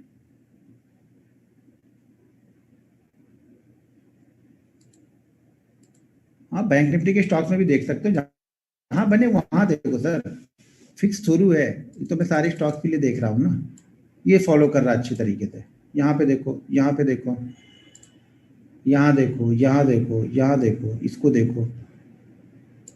तो ये कॉन्फिडेंस देते हैं। अगर किसी एक चीज को आप फॉलो करते हो, जैसे मैं बार बार बोलता हूँ ना कि एक चीजों को फॉलो करोगे तो आपको पैसा तो मिलेगा। स्टॉक मार्केट पैसा आपसे लेगा नहीं अगर आप किसी रूल्स के साथ में ट्रेडिंग करते हो। यानी रूल्स बेस्ड ट्रेडिंग आप करते हो तो आप इंट्राडे करो, डेली करो, स्विंग ट्रेडिंग करो, कुछ भी करो, मार्केट आपसे पैसे नहीं लेगा। अगर आपके पास कोई रूल नहीं है, आप कभी भी किसी भी समय कहीं भी खरीदोगे, कुछ भी बेचोगे, तो मार्केट आपको कभी पैसा देगा नहीं। ये नोट करके रख लेना। यही फर्क है आप में और जो प्रोफेशनल होते हैं उनमें, बाकी और कोई फर्क नहीं है। बाकी आप सब चीज अच्छी करते हो, लेकिन आप किसी रूल्स को फॉलो करके नहीं करते हो। आपके पास कोई रिस्क मैनेजमेंट नहीं है। आप पैसा तो बहुत अच्छा बना लोगे, लेकिन शायद 2 ट्रेड में सारा पैसा दे दोगे। ये फर्क है आप में और हम में। मैं उस 2 ट्रेड में पैसे देने वाला नहीं हूं। मैंने जो पैसे एक बार मार्केट से ले लिए हैं ना, वो मार्केट को देने में कतराऊंगा। आप पैसे ले लेते हो तो आपको ये लगता है कि चलो यार अब रिस्क में बड़ा ले सकता हूं, क्योंकि पहले तो मेरे पास 1 लाख थे, अभी मेरे पास 2 लाख हो गए, तो अब मैं 2 लाख से रिस्क लेके खेलूंगा। मेरे पास 1 लाख है, मेरे पास 2 लाख आया तो मैं 1 लाख उसमें से बाहर निकालूंगा। अगर मैं 1 लाख को 2 लाख बना सकता हूं तो फिर से उसी 1 लाख को 2 लाख बनाऊंगा। समझ रहे, ये फर्क होगा आप में और हमारे में। ये स्टॉक्स अच्छे से फॉलो कर रहा था और देखो कितने अच्छे से कंसोलिडेट कर रहा है। स्टॉक्स देख रहे हो, इसका नजरिया आपको दिख रहा है, कितना अच्छा ये फॉलो कर रहा है, कितना अच्छा कंसोलिडेट कर रहा है। कुछ ज्यादा दिमाग लगाने की जरूरत नहीं है यहाँ पे, बस इंतजार करना है कि हाँ यार जिस दिन निकले बस काम हो गया हमारा। यहाँ पे अच्छी खासी मूवमेंट आपको मिल जाएगी। ये देखो कंटिन्यू फॉलो कर रहा है, ये भी ब्रेकआउट की तैयारी में है। कौन सा, गुड फ्राइडे, यहाँ पे भी नजर बना के रख सकते हो आप। स्टॉक लिख लो, देखो कि कौन सा जा रहा है, अपनी वॉच लिस्ट बना लो, हर दिन उसको चेक करो, क्योंकि ये आज ही ब्रेक करेगा तो कल हमारे लिए आएगा ना। तो जितने हमने लिख लिया कि हमारे पास भाई 20 स्टॉक इस जगह के आसपास पहुंच चुके हैं, और वीक में कम से कम एक दिन आप करोगे ना, संडे को संडे भी करोगे ना, तो भी आपका निकल आएंगे स्टॉक इसमें बहुत अच्छे। सिर्फ संडे को एनालिसिस करो आप। क्लियर हुआ ये? दोनों ही कंडीशन में, ऊपर और नीचे। अभी देखो ऊपर वाली साइड में ये देखो गोल्ड है, गोल्ड को मारा, देखो 200 के पास में यहाँ पे कंसोलिडेट किया, यहाँ पे लिया, यहाँ पे सपोर्ट इसने लिया, यहाँ पे सपोर्ट लिया, सपोर्ट लिया, ये देखो सपोर्ट लिया यहाँ पे, अभी ये सपोर्ट लिया, लेकिन अब ये यहाँ पे क्या कर रहा है, अब इसका देखो ये जो सपोर्ट लेने का यहाँ पे जो सपोर्ट है उसको ध्यान से देखो। ये जो सपोर्ट यहाँ पे ले रहा है, तो यहाँ पे क्या कर रहा है, इसी जगह के ऊपर कंसोलिडेट कर रहा है, ठीक है। यहाँ पे ये कंसोलिडेट कर रहा है, यहाँ पे क्या कर रहा है, नीचे आया, नीचे आके इसने डायरेक्ट एक दो कैंडल के ऊपर फिर से निकल गया। तो हो सके आके यहीं पे ये कंसोलिडेट करे, यहीं पे कंसोलिडेट करे फिर से आके ये गोल्ड। जब ये कंसोलिडेट कर देगा फिर आप यहाँ पे एंट्री ले सकते हो। गोल्ड में ट्रेड लेने से पहले देख लेना भाई मेरे कि क्या उसका मतलब बहुत सारी कंडीशन रहती है ना, कितने पैसे में कितना देते हैं वो लोग तो बहुत कम पैसे में शायद बहुत ज़्यादा दे देते हैं। एक दो बार मैंने ट्रेड किया था गोल्ड, तो उस समय बहुत कम लेते थे वो लोग, मेरे ख्याल से 8,000 रुपये में वो 100 ग्राम दे देते थे सोना इंट्राडे के लिए। यहाँ पे देखो ये अच्छे से फॉलो कर रहा, अब ये अच्छे से फॉलो करने के बाद बड़ी कैंडल बना दिया, छोड़ दो, क्यों इसके पीछे क्यों पड़ेंगे, जब दोबारा कभी आएगा तब देखेंगे, नहीं है तो छोड़ देंगे, दूसरा स्टॉक ढूंढ लेंगे हम। लेकिन ट्रेंड, आपको ट्रेंड समझ में आएगा, और इन्हीं स्टॉकों में से आपको इंट्राडे के लिए मिलेंगे, क्योंकि यही स्टॉक ट्रेंडिंग है, यही स्टॉक ट्रेंड में है, यही काफी कंसोलिडेट के बाद में ब्रेकआउट कर रहे हैं, तो आपको इंट्राडे मूवमेंट भी इसी में मिलेगी, इन्हीं सभी स्टॉकों में मिलेगी। तो ऊपर की तरफ जाएगा, देखो ये कुछ नहीं कर रहा, छोड़ दो। आपको देखो ध्यान देना है, बस थोड़ी थोड़ी मेहनत करनी है, इतनी मेहनत भी नहीं कर सकते तो कैसे पैसा बनाओगे। आप लोग सोचते 2 मिनट में आऊं देख लूं पैसा बना लूं, तो नहीं होगा ना सर। ठीक है, ये समझ में आया। एक मिनट पहले मैं स्क्रीन को करके क्वेश्चन देख लेता हूँ। ये स्क्रीन बंद की, चैट किधर गया भाई, एक ही चैट नहीं देखता, चैट विंडो, हाँ आ गई चैट, हाँ क्या लिख रहे भाई, 1 2 3 4 क्या लिखा था आपने?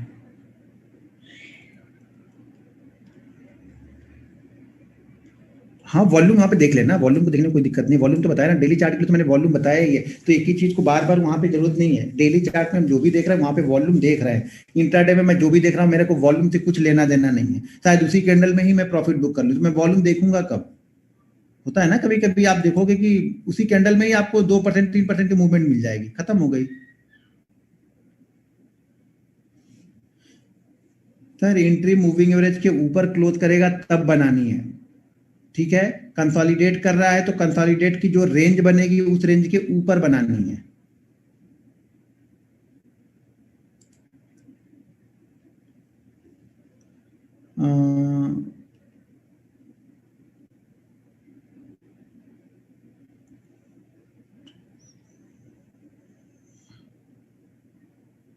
सर जी आप पूछ रहे पीरियड कितना का, इतनी देर से बता रहा हूँ 200 डीएमए है। टारगेट हमेशा मोमेंटम रखना है सर, मूविंग एवरेज का टारगेट नहीं निकलता है, टारगेट मोमेंटम को पकड़ना है। एचबीएल पावर कौन से बेस पे लिया है आपने लॉन्ग टर्म के लिए? वो सर स्विंग ट्रेडिंग के लिए नहीं लिया है, मैं इसको स्विंग ट्रेडिंग के बारे में बता रहा हूँ।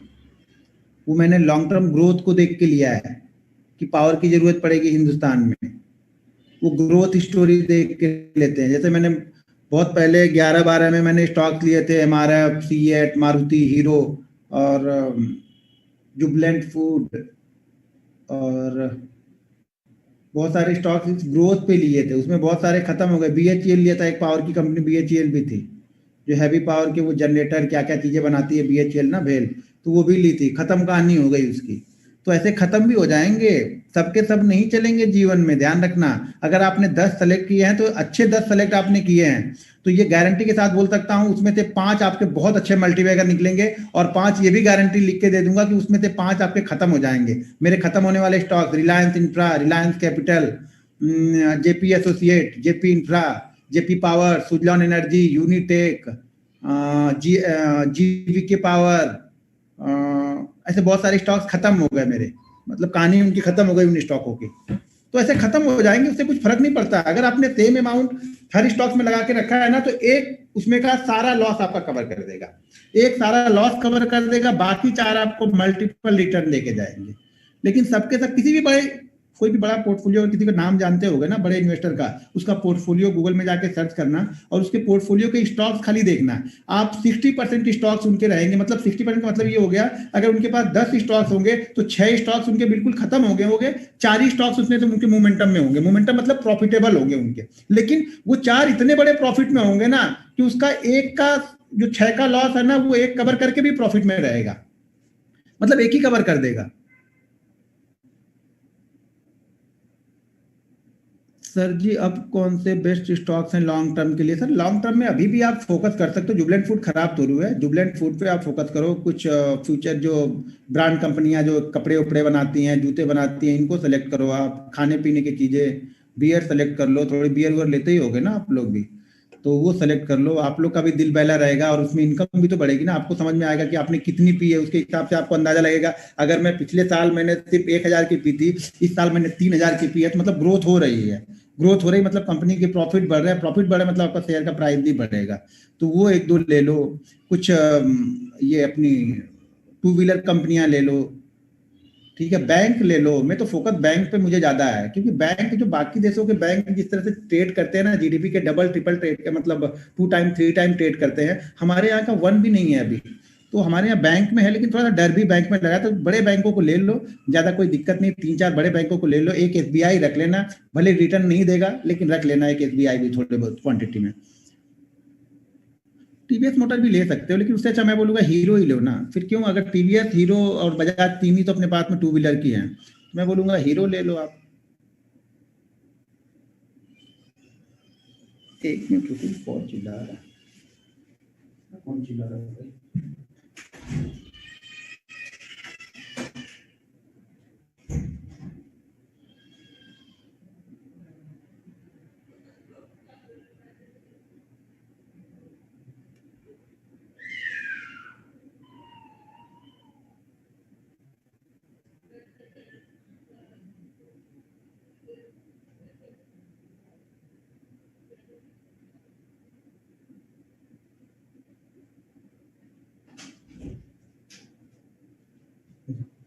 देखो ये वहां से चिल्ला रही थी, इतनी देर से चिल्ला रही थी बाहर। डैडा डैडा ये देखो कौन है।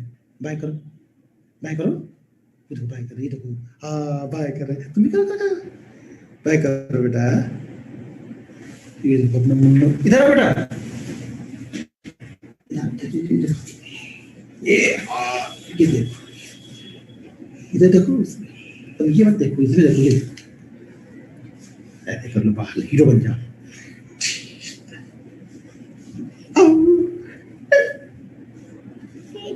हाँ नहीं बेटा छोड़ो, चिल्लाओ मत, अभी बजाना मत तुम लोग, ठीक है? हाँ अभी आएंगे थोड़ी देर में, चलो। थोड़ा अपनी कंपनी में समझा जल्दी से।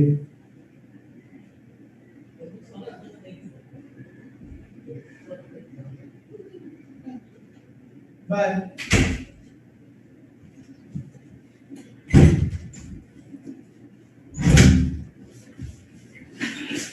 ये दोनों बाहर से बजा रहे थे, मैं बोला कौन बोल रहा है इतना। हाँ ओके, तो ये समझ में आ गया आप लोग को?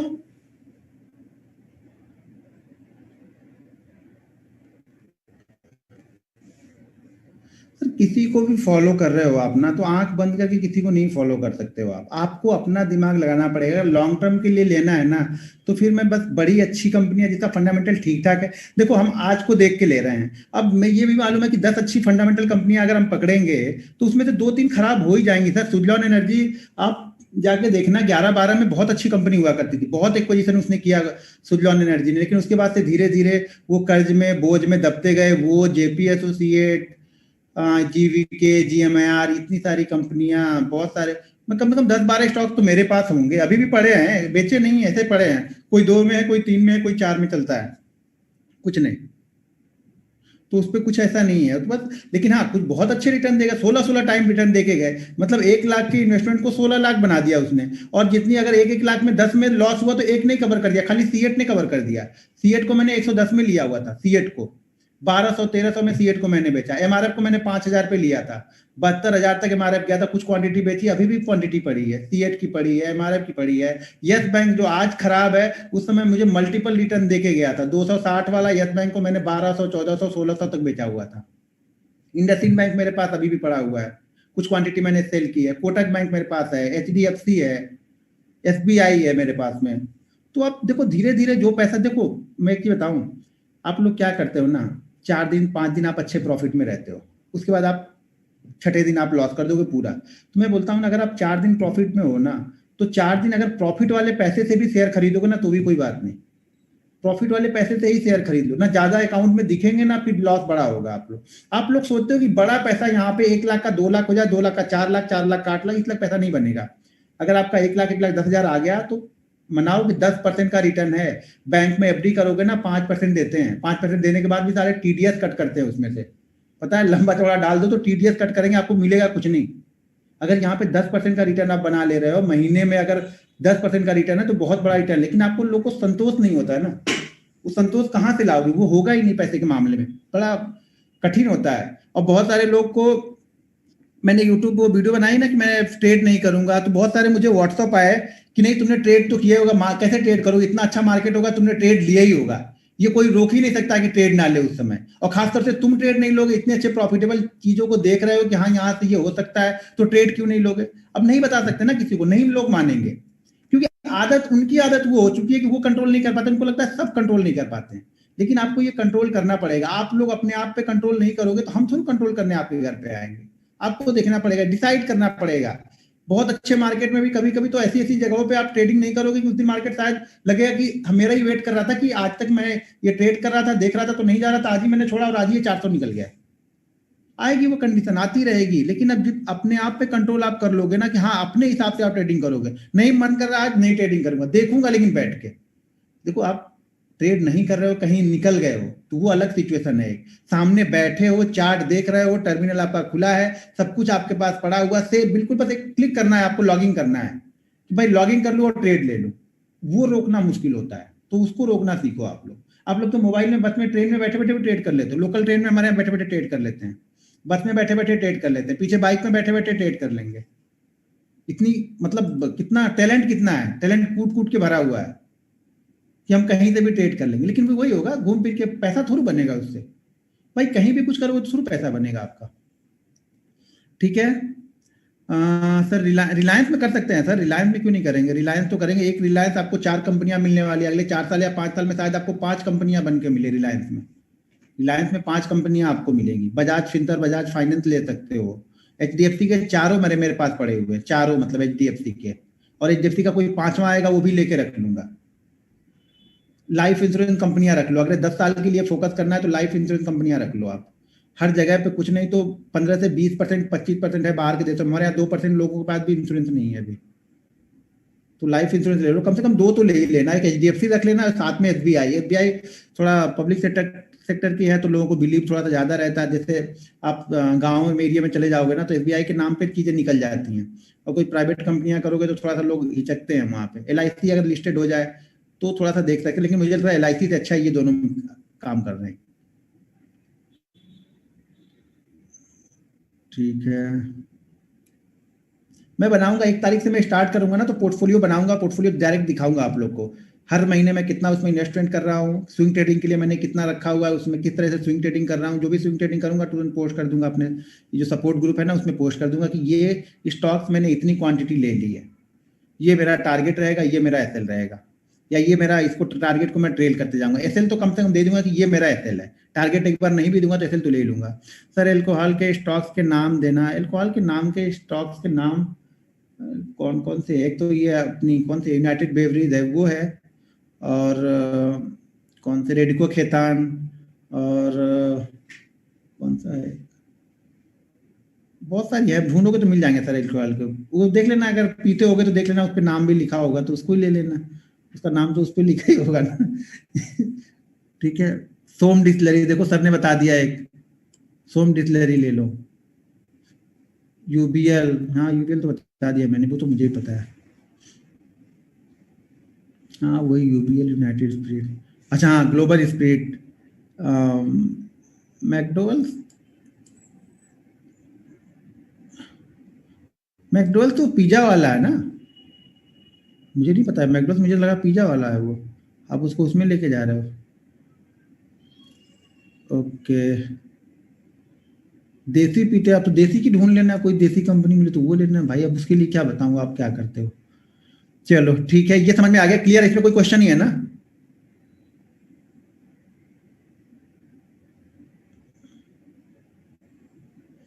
अच्छा, एक सज्जन लोकल ट्रेन चलाकर ट्रेनिंग ले रहे, सर नंबर दे दो, मैं आपको आके उधर उसी में बैठ के आपको बता दूंगा, कहीं आना जाना होगा तो मेरा भी काम हो जाएगा, टिकट विकट लेना ना पड़े शायद, और आपके साथ बैठा भी रहूंगा और देख भी लूंगा कि कौन कौन सा बटन आप वहाँ पे क्या कर रहे हो, थोड़ा उसका भी अनुभव आ जाएगा। तिलक नगर इंडस्ट्रीज, हाँ वो भी है। अब उसका नाम शायद चेंज हो गया, पहले तिलक नगर था मेरे ख्याल से, नाम चेंज कर दिया उन्होंने। चलो फार्मा में देख सकते हो सर, तो फार्मा दवाइयाँ तो चलेंगी, डॉक्टर लाल पैथ एक ले लेना, टेस्ट करने के लिए जबरदस्ती लोग जाएंगे ही जाएंगे। लेकिन बड़ी भाग चुकी है कंपनियां, तो थोड़ा सा वेट कर लो करेक्शन का, नहीं होता है तो छोड़ दो, लेकिन थोड़ा सा वेट करो, आएंगे जरूर नीचे, थोड़ा बहुत तो नीचे आनी ही चाहिए, 10-12% तो घूम फिर के नीचे आएंगे ही आएंगे। मार्केट में जिस तरह से चल रहा है ना, एक बार मुझे ऐसा लगता है कि 500-600 पॉइंट का एक करेक्शन होना चाहिए मार्केट में। अब कहाँ से होगा वो डिसाइड करना बड़ा मुश्किल है, लेकिन एक बार होना चाहिए, होगा तो मजा आएगा, फिर नए ट्रेडर या नए इन्वेस्टर जो होंगे वो एंट्री करेंगे यहाँ पे। अब इसी वे में तो भाई अगर मुझे ही लगाना हो तो मैं वेट करूंगा इस वे में थोड़ा सा, या कुछ ऐसे स्टॉक ढूंढ ढूंढ के लगाऊंगा, जो इंडेक्स ट्रेडर होंगे वो तो बिल्कुल नहीं लगाएंगे। सब आप लॉन्ग टर्म इन्वेस्टमेंट जीरोधा से करते हो, जीरोधा या कोई, देखो एक सही बात बोलूँ तो मेरा लॉन्ग टर्म इन्वेस्टमेंट जो है वो आईसीआईसीआई डायरेक्ट में है, ज़्यादातर 90% आईसीआईसीआई डायरेक्ट में ही है मेरा। स्विंग ट्रेडिंग मैं जीरोधा से करता हूँ, इंट्राडे ट्रेडिंग जीरोधा से कर लेता हूँ, लेकिन लॉन्ग टर्म ऑलरेडी मेरे बैंक से वो लिंक रहते हैं ना, तो कभी भी आपको जरूरत पड़ी तो आप तुरंत ही सेल कर सकते हो, उनको प्लेस कर सकते हो वहाँ पे, तो वो हो जाता है वहाँ पे। तो ज़्यादातर मेरा वहाँ पे है। हाँ वो लोग चार्जेस थोड़ा ले लेते हैं, ध्यान रखना, लेकिन थोड़ी सेफ्टी बन जाती है। ये कार्बी वाला होने के बाद थोड़ा सा ऐसा नहीं कि सब भाग भाई नंबर 1 है, पहले नहीं था तो पहले हमने तो 2010-11 से बनाया हुआ है, तो वहीं पे बना है, वहीं पे पड़ा हुआ है, वहीं पे डालते जाते हैं, वहीं पे करते रहते हैं। अब जो नया वाला स्टार्ट करूंगा वो जीरोधा में स्टार्ट कर रहा हूँ, जो 1 जनवरी से स्टार्ट करूंगा वो जीरोधा में रहेगा, और लंबा बनाऊंगा, छोटा मोटा नहीं बनाऊंगा, आप लोग के सामने सामने दिखेगा, और ग्रोथ उसकी कितनी हो रही है वो भी दिखेगा, लंबा पोर्टफोलियो बनाऊंगा।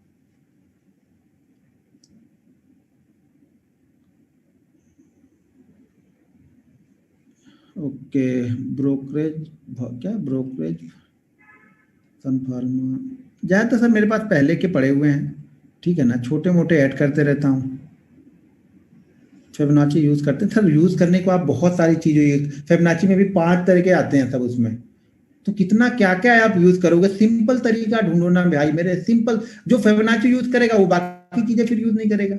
आप हर चीज अपने आप में परफेक्ट है, देखो ट्रेंड लाइन अपने आप में एक परफेक्ट है, वन मैन आर्मी है ट्रेंड लाइन, सपोर्ट रेजिस्टेंस अपने आप में परफेक्ट है, मूविंग एवरेज अपने आप में परफेक्ट। अब हम क्या करते हैं, मूविंग एवरेज भी लगाया, ट्रेंड लाइन भी लगाया, सपोर्ट भी लगा दिया, बोलिंजर बैंड भी लगा दिया, आरएसआई भी लगा दिया, वो भी लगा दिया, अब वो हो गई खिचड़ी, अब वो किसी काम, कोई काम का नहीं रह गया फिर आप।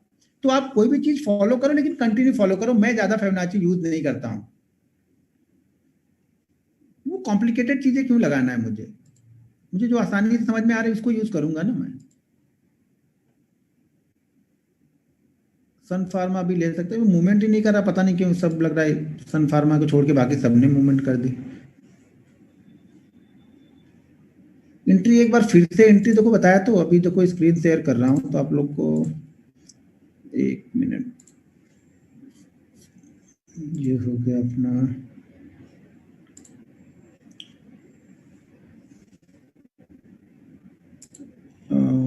अब मान लो, हाँ चलो इसको नहीं, ये थोड़ा सा गड़बड़ी स्टॉक्स लग रहा है, सही स्टॉक्स पकड़ते हैं, ये ठीक है, 1 2 3, ये भी नहीं, इसको भी छोड़ो, ये भी नहीं, ये भी नहीं,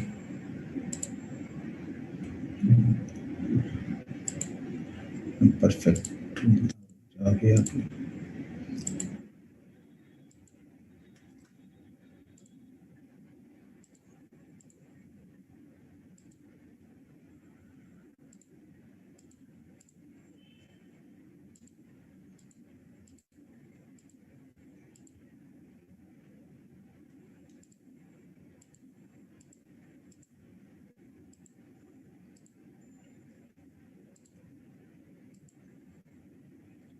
अब जैसे ये स्टॉक है, ठीक है, इस स्टॉक को देखो, यहाँ पे गया मूविंग एवरेज के पास, नीचे से ऊपर जा रहा, रेजिस्टेंस ले रहा है, यहाँ पे मूविंग एवरेज के पास में रेजिस्टेंस ले रहा, यहाँ पे फिर से हम यहाँ पे आए, यहाँ पे हमने रेजिस्टेंस लिया। अब इस रेजिस्टेंस में देखो कहाँ गया सर, ये रेजिस्टेंस ले रहा, अब ये ऊपर की प्राइस की जगह पे कंसोलिडेट कर रहा है ये, इसलिए ठीक है। जब इस तरह की सिचुएशन बनने लगे मूविंग एवरेज के पास में, जैसे ये यहाँ पे बना रहा है, ये ब्रेकआउट करेगा तो अच्छी मूवमेंट मिलेगा, मिल गई तो यहाँ पे ब्रेकआउट किया, देखो ये कैंडल बड़ी है। अच्छा यहाँ पे आपको लगा लूँ मैं, वो वॉल्यूम लगा लेता हूँ जिससे उस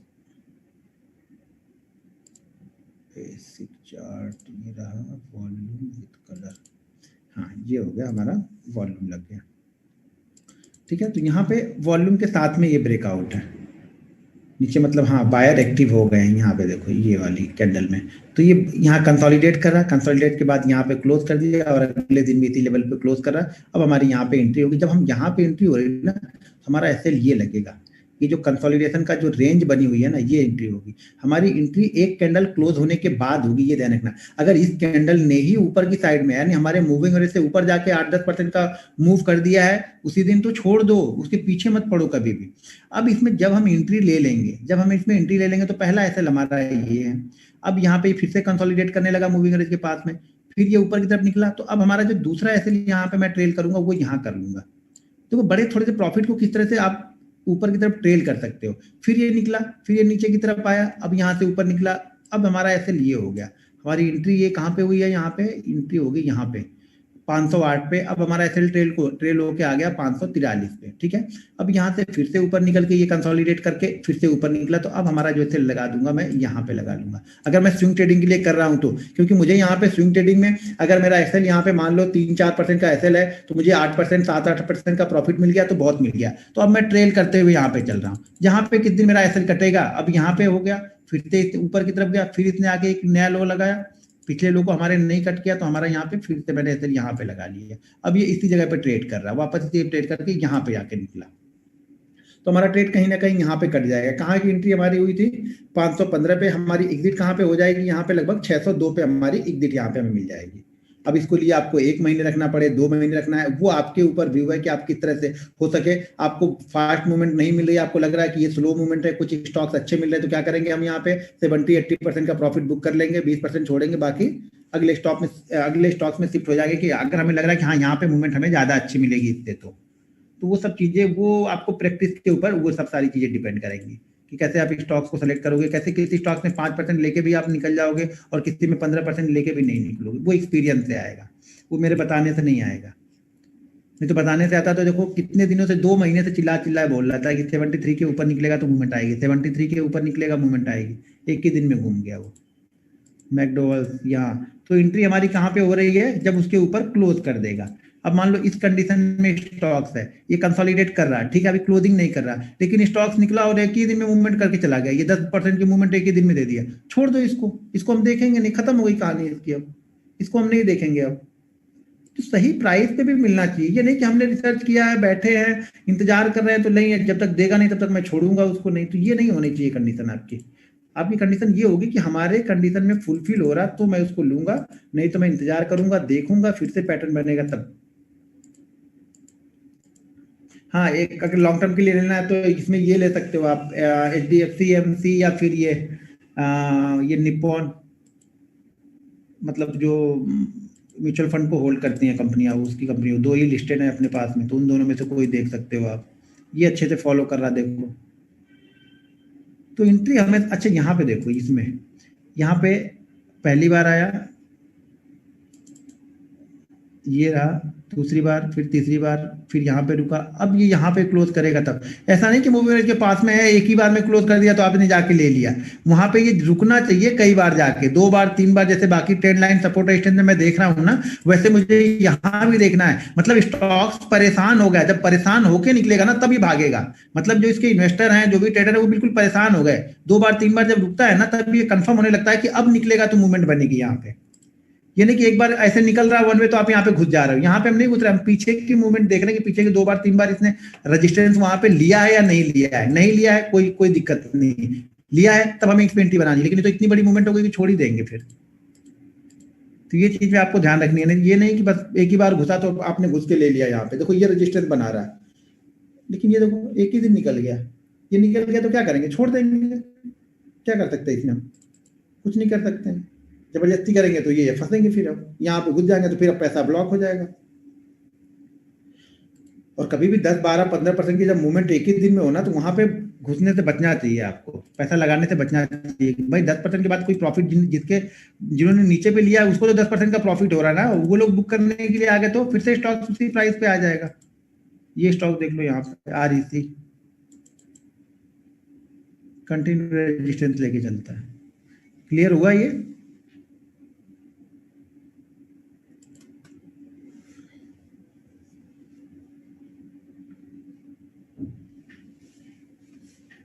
भाई मैं तो ट्रेंड लाइन पे फोकस करता हूँ, मेरी सारी चीज ट्रेंड लाइन और सपोर्ट रेजिस्टेंस पे है। 90% ट्रेड मैं अपने सपोर्ट रेजिस्टेंस और ट्रेंड लाइन से ही निकालता हूँ, चाहे वो निफ्टी हो, चाहे वो बैंक निफ्टी हो, चाहे वो स्टॉक्स हो, कुछ भी हो। आप लोग को मानना है तो मानोगे, नहीं मानना है तो मत मानो, उसके लिए मैं कुछ नहीं कर सकता हूँ। लेकिन जब भी मैं कोई स्टॉक्स पोस्ट करूंगा, बैंक निफ्टी के कोई चार्ट पोस्ट करूंगा, तो आप ध्यान से जाके देखना, यही दो चीजें उसमें मेंशन होंगी, तीसरी कोई चीज उसमें मेंशन नहीं रहती है। बस तीसरी जो चीज मेंशन है वो है risk management, money management, positional sizing में क्या ले रहा हूँ, मेरे रूल्स को फॉलो कर रहा है या नहीं फॉलो कर रहा है, और उस रूल्स को मैं डिसिप्लिन के साथ में फॉलो कर रहा हूँ। बस यही अंतर है, बाकी कोई अंतर नहीं है ट्रेड लेने में। आप ट्रेड लेने में कोई डिसिप्लिन रूल्स नहीं, आप सिर्फ स्ट्रेटजी फोकस करते हो। मैं सारी चीजें आगे पीछे की देखता हूँ। हाँ, मेरे को एक्सपीरियंस है तो मैं मार्केट की कंडीशन से कुछ चीजें, मार्केट की कंडीशन देख के आप भाप लेते हो, समझ जाते हो कि हाँ भाई इस तरह की मूवमेंट हो सकती है, क्योंकि उस तरह की सिचुएशन पिछले 8 साल से देखते हुए आ रहा हूं ना। तो कभी बड़ी मूवमेंट बनती है, लगता है कि लोगों को लगेगा कि 400, 500 या 700 पॉइंट चला गया तो बंद हो गई। भाई 700 पॉइंट रोज नहीं चलता है वो, मतलब कुछ चल रहा है, कुछ बड़ी चीज पीछे पीछे हो रही जो स्टॉक्स को या फिर उस बैंक निफ्टी को ऊपर के लेके लेके जा रहे हैं इंट्राडे में। तो उस कंडीशन में मैं प्रॉफिट बुकिंग करने की जल्दी नहीं करता हूँ, बैठे रहता हूँ। नहीं, अब मूविंग एवरेज हम स्विंग ट्रेडिंग कर रहे हैं तो मैं सेल साइड के लिए स्टॉक स्विंग कहाँ लेके जाओगे आप स्टॉक्स तो लेके जाओगे नहीं ना स्विंग ट्रेडिंग के लिए, सेल सेल तो नहीं कर सकते हो आप ना। तो सिर्फ बाइंग साइड में फोकस रहता है मेरा वहां पे। अगर आपको सेल करना है फ्यूचर में तो सेम कंडीशन अगर नीचे की साइड में बने तो आप सेल कर सकते हो, लेकिन मैं सेल करने की सलाह नहीं देता हूँ। मूविंग एवरेज देख के मैं सेल करने के लिए नहीं बोलना, क्योंकि मैं स्विंग ट्रेडिंग कर रहा हूँ तो स्विंग ट्रेडिंग में मैं बाइंग ही फोकस करता हूँ, सेल में फोकस नहीं करता हूँ, मैं लेके नहीं जाता हूँ। नहीं बनेगा शांति से बैठा रहूंगा, पैसा मेरा पड़ा रहेगा वहां पे। ठीक है sir, LLT Ujjivan ACC Monday watch list में ओके है। LLTS उज्जीवन एंड एसीसी किस बेस पे वो आपकी वॉच लिस्ट में है, लेकिन किस बेस पे है वो? जब तक वो बेस नहीं आएगा तब तक मैं क्या देखूंगा वहां पे? एसीसी सेल साइड में अभी नहीं, 45 के नीचे क्लोज करेगा उसके बाद। दूसरा आपने बताया LLTS, इसको में क्या है अच्छा LTTS, ये भी कि कोई ट्रेड में नहीं है। और तीसरा आपने बताया है उज्जीवन। उज्जीवन में ऐसा क्या है भाई, इसमें कुछ नया जीवन आ गया है क्या? उज्जीवन भी अभी नहीं, नीचे गैप है, तो उसका जो सपोर्ट है वो भी, वो सपोर्ट उसका है 255 से लेकर 274 के बीच में। तो आप उसी के पास में ट्रेड, ही कहाँ से आपने ट्रेड ढूंढा? तीनों ही ट्रेड आपने गलत ढूंढा है। उज्जीवन, LTTS और ACC तीनों ही ट्रेड सर आपके गलत हैं वो इंट्राडे के लिए। अब मैं ये नहीं बोल रहा हूं कि वो इंट्राडे में कहीं जाएगा नहीं, या जिस तरह आप सोच नहीं रहे उस तरफ नहीं जाएगा, लेकिन कंडीशन, जो कंडीशन आपने क्या देखी है, मेरे ख्याल से तो किसी भी कंडीशन में ना सेल में है ना बाइंग में है तीनों स्टॉक। अब ऐसा नहीं है कि मैं नहीं बोल रहा हूँ कि नहीं है तो कहीं जाएगा नहीं, कहीं ना कहीं तो जाएगा ही जाएगा वो, लेकिन मेरे किसी भी कंडीशन में वो नहीं है तो मैं उस स्टॉक को देखूंगा ही नहीं। ठीक है, रेन इंडस्ट्रीज व्यू बताओ सर। रेन इंडस्ट्रीज का व्यू नहीं सर, अभी कोई व्यू नहीं है रेन इंडस्ट्रीज का। रेन इंडस्ट्रीज ऑलरेडी मैंने उस समय रिकमेंड किया था जब कोई रिकमेंड नहीं करता था, 3 साल या 4 साल पहले 89 पे शायद रिकमेंड किया था मैंने रेन को, और बहुत अच्छा मूवमेंट दे के आया था वो रेन, 350 400 तक गया था वो। और उसके बाद से सारे मीडिया हाउस, ये हाउस वो लोग करने लगे। अदानी अदानी ग्रीन को मैं तब रिकमेंड किया था जब कोई नहीं रिकमेंड करता था, अब तो सब अदानी ग्रीन में ही लगे रहते हैं। तो जब जहाँ पे सब लोग आ जाते हैं, भीड़ आने लगती है, वहां पे बायर सेलर दोनों एक्टिव हो जाते हैं, तो ज्यादा मूवमेंट नहीं मिलती है। जहाँ पे कोई नहीं जानता है, 2 4 10 20 50 लोगों की मूवमेंट से वो धीरे धीरे धीरे धीरे स्टॉक्स ऊपर की तरफ निकलते रहता है, क्योंकि वहां पे सेलर एक्टिव नहीं होते ज्यादा। टाइटन बाई ट्रेंड क्रॉस किया, हाँ टाइटन देख सकते हैं। चलो ठीक है, ये हो गया क्लियर। ठीक है, अब एक चलो, अब मैं एक ट्रेंड लाइन में आप लोग को कुछ और चीजें बता दूं कि किस तरह की ट्रेंड लाइन आप ड्रॉ करते हो, तो ये कॉन्फिडेंस रहना है कि ये इस ट्रेंड लाइन में हमें बाइंग साइड की मूवमेंट बहुत अच्छी मिलने वाली है। बहुत अच्छी का मतलब ये नहीं होगा कि बैंक निफ्टी फॉलो कर रहे हो तो आप 800 पॉइंट की मूवमेंट को पकड़ के बैठो। मतलब ये कि हाँ, ये हमें हो जाता है कि मैं श्योर रहता हूँ कि हाँ 90% टाइम ये हमारी इस तरह की अगर ट्रेंड लाइन बन रही है तो बहुत अच्छा वर्क करती है। अब जैसे डेली चार्ट पे मैंने लिया है ये, ठीक है, इसको आप डेली चार्ट पे भी कर सकते हो, इंट्राडे पे भी कर सकते हो। अब कोई स्टॉक मिल जाए,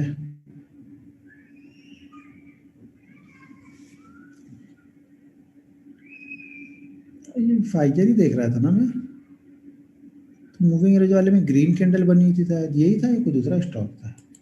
अच्छा नहीं, ये था प्रॉक्टर एंड गैम्बल था।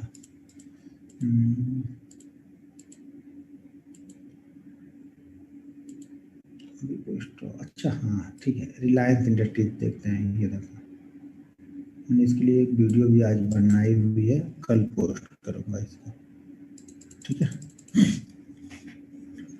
अब देखो, पहले मैं ये सब खत्म करता हूँ तब आपको समझ में आएगा। अब यहाँ पे ये चार्ट है, प्योर चार्ट है, यहाँ पे कुछ भी नहीं लगा हुआ है, ठीक है। ये प्योर चार्ट है। यहाँ पे इस चार्ट को जरा ध्यान से देखना, ऐसे चार्ट आप इंट्राडे में भी देख सकते हो, ट्रेंड लाइन, और डेली चार्ट में भी कहीं आपको दिखेगा तो ये समझना कि ये ज्यादातर 90% ऑफ द टाइम जब ब्रेक करते हैं तो बहुत अच्छा मूवमेंट करते हैं, इसलिए मैं बता रहा हूँ। अब कोई ट्रेंड लाइन, जैसे मैंने यहाँ पे ऊपर की साइड से यहाँ पे हमने ट्रेंड लाइन ड्रॉ कर ली, ठीक है, ट्रायंगल पैटर्न बनेगा, लेकिन हम ट्रेंड लाइन पे फोकस कर रहे हैं, ट्रायंगल से भी जो कुछ लेना देना नहीं है, बस फोकस आपको ट्रेंड लाइन से करना है कि किस तरह से वो ट्रेंड लाइन बननी चाहिए। अब मान लो कि हमने यहाँ से ये ऊपर से हम इसकी ट्रेंड लाइन को ड्रॉ कर रहे हैं यहाँ से, थोड़ा सा इसको दूर करूंगा तो फिर अच्छा ट्रेंड लाइन आपको दिखेगा थोड़ा, ठीक है। ये हम ओके, स्क्रीन शेयर नहीं है, समझ गया, फोन आ गया मतलब समझ गया, बस शेयर कर रहा हूँ, टेंशन मत लो, शेयर कर रहा हूँ मैं समझ गया, फोन आने का मतलब ही है कि मतलब स्क्रीन शेयर नहीं हुई है। हाँ, वो बोलते हैं ना कौन क्या, वो चैट, जब हम चार्ट पे चले जाते हैं ना तो आप लोग का चैट दिखता नहीं, अगर चार्ट पे मैं कुछ भी कर रहा हूँ तो चैट बैकग्राउंड में हो जाता है, जो भी चैट बॉक्स विंडो होता है ना वो बैकग्राउंड में चला जाता है। अच्छा, बहुत सारे चैट भी, 497 चैट है यहाँ पे, एक मिनट। तो जब चार्ट पे कुछ भी करूंगा, चार्ट पे क्लिक कर दिया तो ये जो विंडो है ये पीछे हो जाती है, बैकग्राउंड में चली जाती है। तो हमें क्या देखना है, अच्छा स्क्रीन अब तो शेयर हो गई ना, एक मिनट यार, लॉगिन गलती है तो लॉगिन कर लेता हूँ, रुक जाइए थोड़ा सा।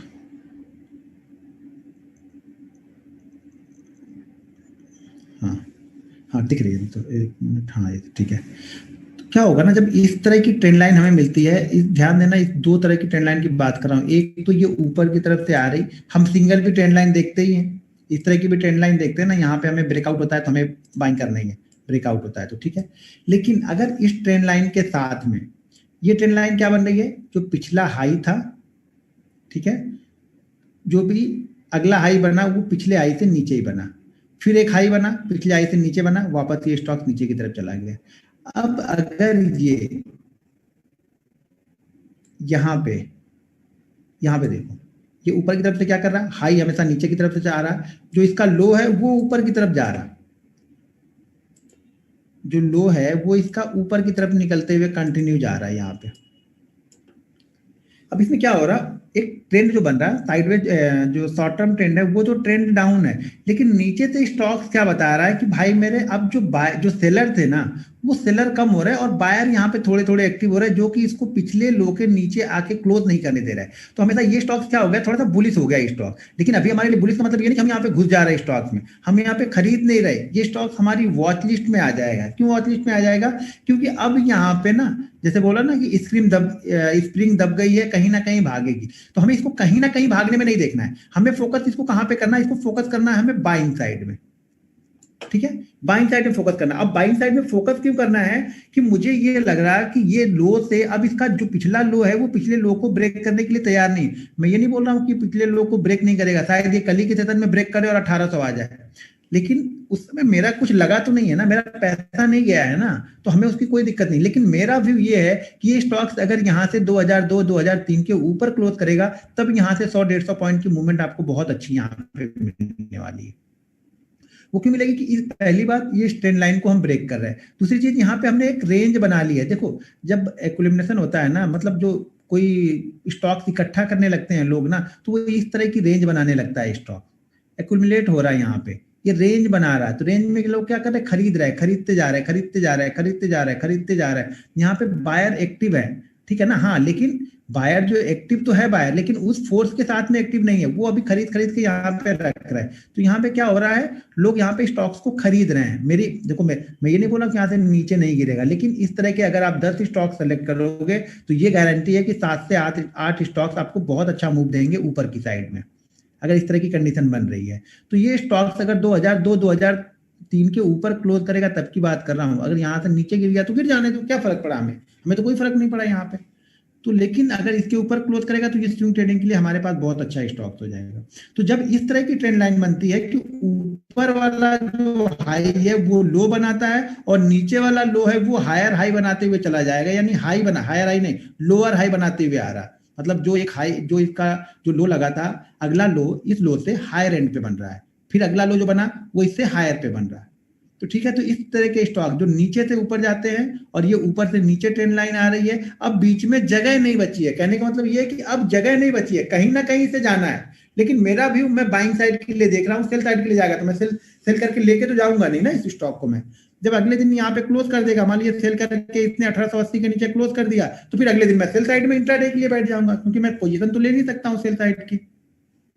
तो अगले दिन मैं इंट्राडे में सेल करने के लिए इसमें बैठ जाऊंगा। लेकिन अभी मेरा व्यू ये है कि अगर इसके ऊपर निकलेगा तो एक अच्छी मूवमेंट हमें यहाँ पे मिलेगी बाइंग साइड के लिए।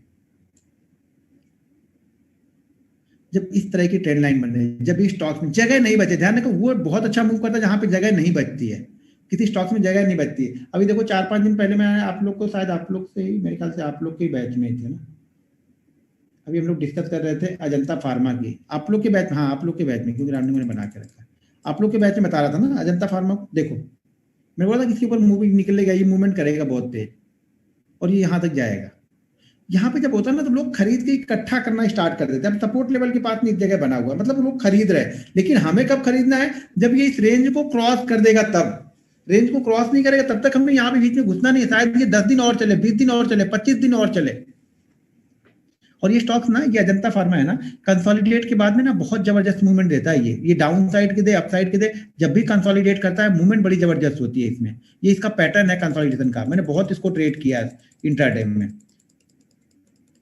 बहुत ज्यादा अच्छा मूवमेंट करता है। जो पूरा इसका जब चार्ट उठा के आप देखोगे ना, तो कंसोलिडेशन देखना, ये 200 300 पॉइंट के बीच में कंसोलिडेट करने लगता है और उसके बाद जब भी निकलता है बहुत बड़ी बड़ी मूवमेंट ये देखे जाता है। मैंने इसको शायद 18-19 में ट्रेड करता तो बहुत ट्रेड किया मैंने इसको, तो शॉर्ट साइड में बहुत पैसा इसमें बनाया था फ्यूचर में, उसमें फ्यूचर में भी था ये, मैं दिखाता हूँ।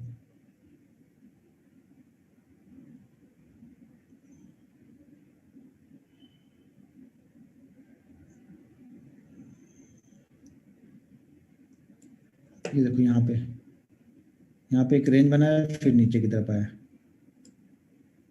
और बहुत तेज आता है ये नीचे, बहुत तेज, या ऊपर भी बहुत तेज जाता है। जब कंसोलिडेट करने लगता है ना तो बहुत तेजी से ऊपर नीचे जाता है। लेकिन जब कंसोलिडेट एक रेंज में करे तब, यहाँ पे देखो जब ये रेंज बनाने लगे तो उस पर फोकस करना है। अब इसको हम कंसोलिडेशन नहीं बोलते हैं, ये बड़ी बड़ी मूवमेंट कर रहा है यहाँ पे। जब छोटी रेंज बनाने के साथ में करता है तब यहाँ पे आता है मजा, तब यहाँ पे पैसा आपका बनना स्टार्ट होता है। देखो कितने दिन किया कर रहा है, फरवरी मार्च अप्रैल कंटिन्यू यहाँ पे कर रहा है ये कंसोलिडेट। उसके बाद गिरा, इसमें बताता हूँ ना कि यहाँ पे मूवमेंट, जब अब यहाँ से ध्यान दो आप कितनी है, 1300, और ऊपर की मूवमेंट कितनी है 1450, 150 पॉइंट की मूवमेंट कितने में, फरवरी मार्च अप्रैल, पूरा फरवरी मार्च अप्रैल निकाल दिया 150 पॉइंट की मूवमेंट में। और गिरा तो 1 2 3 4 5 6 7 ट्रेडिंग सेशन में कहाँ पे हम आ गए, 300 पॉइंट की मूवमेंट हमने दे दी। 3 महीने में कुछ मूवमेंट नहीं हुई, 7 दिन में 300 पॉइंट की मूवमेंट। तो यहाँ पे पैसे जब बनेंगे इस स्टॉक को ध्यान देना, इसीलिए मेरे को नजर पे भी ये था कि यार कंसोलिडेट कर रहा है, मतलब ये ऊपर की साइड में निकलेगा। तो ये कॉन्फिडेंस बनता है कब, जब स्टॉक्स को आप कंटिन्यू देखते हैं। अब ये भी देखो, ये भी बड़ी रेंज के अंदर भी कंसोलिडेट कर रहा है। ये ऊपर 1650 1660 का एरिया है, नीचे 1500, यानी 150 पॉइंट की रेंज है। यहाँ से जब निकलेगा तो बहुत धड़ाधड़ भागेगा ये स्टॉक, देखना आप लोग। और मेरे ख्याल से इस बार तो निकल जाना चाहिए इसको, जैसा कंसोलिडेट होकर ऊपर की तरफ जा रहा है ना, अगर मार्केट थोड़ा सा सपोर्ट करेगा ना तो ये निकल जाएगा इस बार ऊपर की साइड में। तो बस बिलीव करना है आप लोग को, आप में बिलीव की कमी है, विश्वास की कमी है आप लोग में। कब कि अपनी एनालिसिस पे आप विश्वास नहीं करते हो, और जब तक आप अपनी एनालिसिस पे विश्वास नहीं करोगे मार्केट से पैसा नहीं लेके जा पाओगे। ये बात मेरी आप लोग लिख लो। चाहे मैं कितने भी अच्छे पोस्ट करूंगा ना, आपको कॉन्फिडेंस नहीं आएगा। मैं कितना भी अच्छा लिख दूं कि मार्केट 970 के ऊपर नहीं जाएगा इस वे में अभी, लेकिन आप सेल साइड का ट्रेड नहीं बना सकते वहां पे। मैं कितना भी आपको समझा दूं नहीं बना पाओगे। मैं कितना भी बोल दूं आपको कि 560 550 के बीच में कंसोलिडेट करेगा, उसके ऊपर निकलेगा तो 100 150 पॉइंट की मूवमेंट हमें बहुत फास्ट मिलेगी, लेकिन आप नहीं लोगे। जब आप खुद से एनालिसिस करोगे, उस पर ट्रेड करोगे, तो आपको कॉन्फिडेंस आएगा, फिर आपको किसी को ढूंढने की जरूरत नहीं पड़ेगी।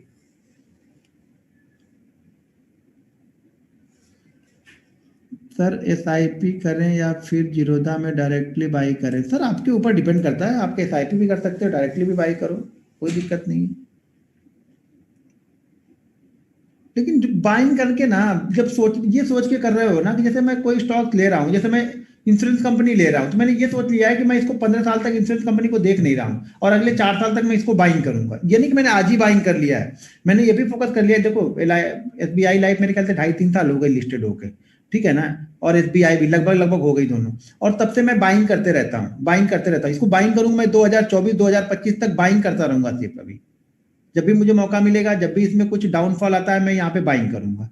बाइंग उसके बाद मैं अगले 10 साल के लिए इसको छोड़ूंगा, तब ये मुझे पैसा लेके आएंगे। अभी तो मैं इसको इकट्ठा कर रहा हूँ, धीरे धीरे खींच रहा हूँ। अभी एक ही बार में नहीं लेना है मुझे इसको, और ये एवरेजिंग नहीं है, ये मेरा व्यू है कि मैं इसको 3 साल तक बाइंग करूंगा, फिर अगले 10 साल छोड़ूंगा। ये नहीं कि मैंने आज खरीद लिया 10 साल छोड़ी, आज खरीद लिया आपने और फिर कल से आप ट्रैक करने लगते हो, यार ये 10 पर चला नहीं अभी तक आज, फिर परसों खोल के देखा नहीं यार ये तो चल ही नहीं रहा है। इससे अच्छा तो मैंने SBI लिया, और SBI देखो 250 से 280 चला गया, और मैंने ले लिया है कोटक, और कोटक तो साला ऊपर से 20 रुपए नीचे आ गया है। तो आप क्या करोगे, इसको बेच के फिर कोटक लेने जाओगे।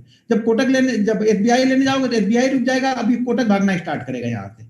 तो ना आपको यहाँ से पैसे बनाने देगा, ना वहां से पैसे बनाने देगा। देखो जब जब हम डेट वो पोजिशनल ट्रेडिंग करते हैं ना, तो कई दिन क्या होता है ना, कई बार क्या होता है ना, स्टॉक 2 2 महीने 3 3 महीने तक खड़ा रहता है, या 20 रुपए 25 रुपए 50 रुपए, या फिर 10% 12% की मूवमेंट के अंदर में ऊपर नीचे करता रहता है।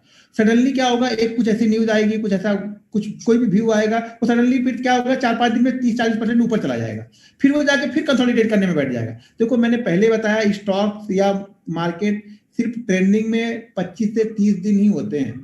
25 से 30 दिन ट्रेंडिंग में होते हैं, बाकी 175 दिन ऐसे ही चलते रहता है मार्केट। पूरा पूरे चार्ट को आप खोल के देखना, इसी तरह से मूवमेंट बनती है। यहाँ पे सिर्फ 30% डे ऐसे होते हैं जहां पे स्टॉक्स में मूवमेंटम होती है, बाकी तो कंसोलिडेशन में ही निकल जाता है सारा टाइम इनका। तो जब भी हम लॉन्ग टर्म के लिए थे, तो हर दिन खोल खोल के मत देखो कि 10% भागा कि नहीं भागा, फलाने भागा, ढिमाके नहीं भागा, मेरा भागा उसका नहीं भागा, तो पैसा नहीं बनेगा यहाँ पे। आप विश्वास करके ग्रोथ कंपनियों में डाल दो कि अगले 10 साल तक इस कंपनियों के बहुत अच्छा व्यू है, हम इसको यूज कर रहे हैं, अगला भी इसको यूज करेगा। इस तरह से सोचो, ग्रोथ स्टोरी पे फोकस करो, अगले 10 12 साल के लिए स्टॉक्स में खरीद के डाल दो, और कम से कम 2 साल तक, अगर आपका व्यू 10 साल तक है, कम से कम 2 साल तक बाइंग के बारे में सोचना कि मैंने इस महीने में भी ले लिया 10 स्टॉक्स, अगले महीने में भी 10 लूंगा, फिर अगले महीने में 10 लूंगा, इस तरह से सोच के चलना। तो आपका ज्यादा अच्छा रिजल्ट होगा, बहुत सारे आपके पास हो भी जाएंगे, और बहुत सारे एवरेजिंग भी हो जाएगी वो। ठीक है, तो चलो ठीक है, आज ये 2 चीजें मैंने आप लोग को बता दी, कल फिर से कुछ और चीजें बताऊंगा। सर RBL बैंक तो सर मैंने भी रखा, डिविडेंड नहीं देना है तो यूज इफेक्ट बैंक निफ्टी में। डिविडेंड मतलब समझा नहीं, RBL बैंक ने डिविडेंड दिया ऐसा बोल रहे हो क्या? नहीं समझा सर, मैं आपको क्वेश्चन नहीं। सर कल SBI कार्ड ट्रेड करने का रीजन, SBI कार्ड में सर ब्रेकआउट हुआ था सर, इसलिए मैंने दिया था उसको। बैंक निफ्टी में हायर हाई लोअर हाई पे कैसे, इसी तरीके से जैसे मैंने यहाँ बताया वो उसी तरह से वहां भी बना। वो ट्रेंड लाइन जो मैं पोस्ट कर रहा था, उस ट्रेंड लाइन में क्या बना था, ट्रेंड लाइन में आपने ध्यान से देखा, जो परसों मैंने ट्रेंड लाइन पोस्ट कर रहा था, कल ही पोस्ट कर रहा था ना, कल भी पोस्ट किया था, परसों भी पोस्ट किया था, उस ट्रेंड लाइन में भी तो सेम सिचुएशन मैंने बताई जो अभी मैंने आपको बताई है, वही ट्रेंड लाइन तो वहां पे मैं पोस्ट कर रहा था, और उसने उस ट्रेंड लाइन को ब्रेक किया। वहां से देखो तो मेरे ख्याल से 740 की वो थी, 940, यानी 200 पॉइंट की मूवमेंट आपको मिली तुरंत ही, 15 मिनट के अंदर, 15 से 20 मिनट के अंदर में मिली थी वो मूवमेंट। ठीक है, अब ये हैंग होना स्टार्ट हो गया फिर से, जून वाले ना।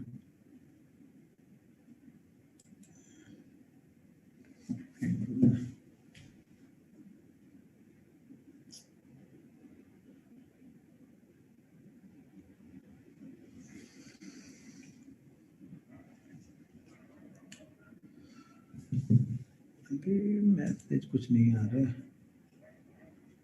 हैंग हो गया।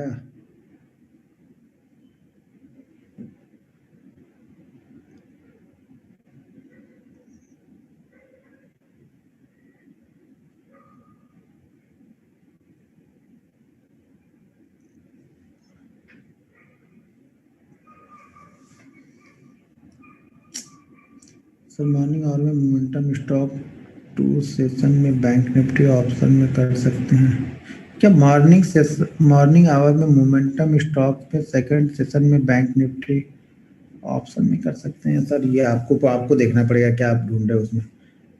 दोनों क्यों करना, एक ही फोकस करो ना, पहले स्टॉक्स पे ही फोकस करो ना आप लोग। पहले मानोगे नहीं तो कर लेना भाई, अपनी वाली कर लेना। इनकम टैक्स लगता है या नहीं सर? स्टॉक्स के प्रॉफिट पर इनकम टैक्स लगता है सर? आपको अभी यही नहीं पता है? टैक्स लगता है ना, गवर्नमेंट ने उस पर लगा दिया है टैक्स। 2 साल 3 साल पहले तक नहीं लगता था, लेकिन लगा दिया है अब। पहले लगता था कि 1 साल के अंदर में अगर आप निकालते हो तब लगता था। अभी इन्होंने 1 साल नहीं, आप कितने साल भी रखे रहो तो लगता ही है टैक्स। यहाँ पर भी म्यूचुअल फंड पे भी उन्होंने लगा दिया अभी, मतलब जो भी कैपिटल गेन टैक्स अब उन्होंने लगा दिया है वहाँ पे, तो वो लगता है। निकाल देंगे मेरे ख्याल से, शायद ये हटा दें धीरे धीरे करके, लेकिन यार नहीं हटाए तो कम से कम ये लगा दे कि भाई 2 साल या 3 साल का, 3 साल का भी डाल दे लॉकिंग तो भी चलेगा, कि 3 साल के अंदर में अगर आप बुक करोगे तो लगेगा, उसके बाद बुक करोगे तो नहीं लगेगा।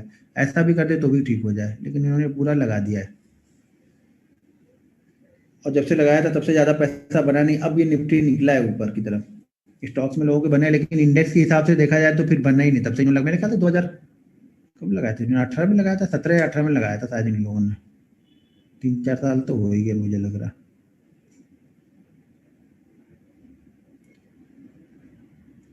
ये हैंग हो जा रहा है यहाँ पे।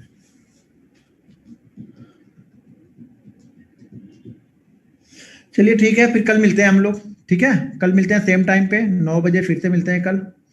तो कल कुछ और चीज़ें बताऊंगा आप लोग को। प्रैक्टिस आपको करनी है, नहीं करोगे तो आपके सामने आएगा, करोगे तो उसका रिजल्ट भी आपके सामने आएगा। दोनों ही चीज़ें आपके सामने ही आने वाली हैं।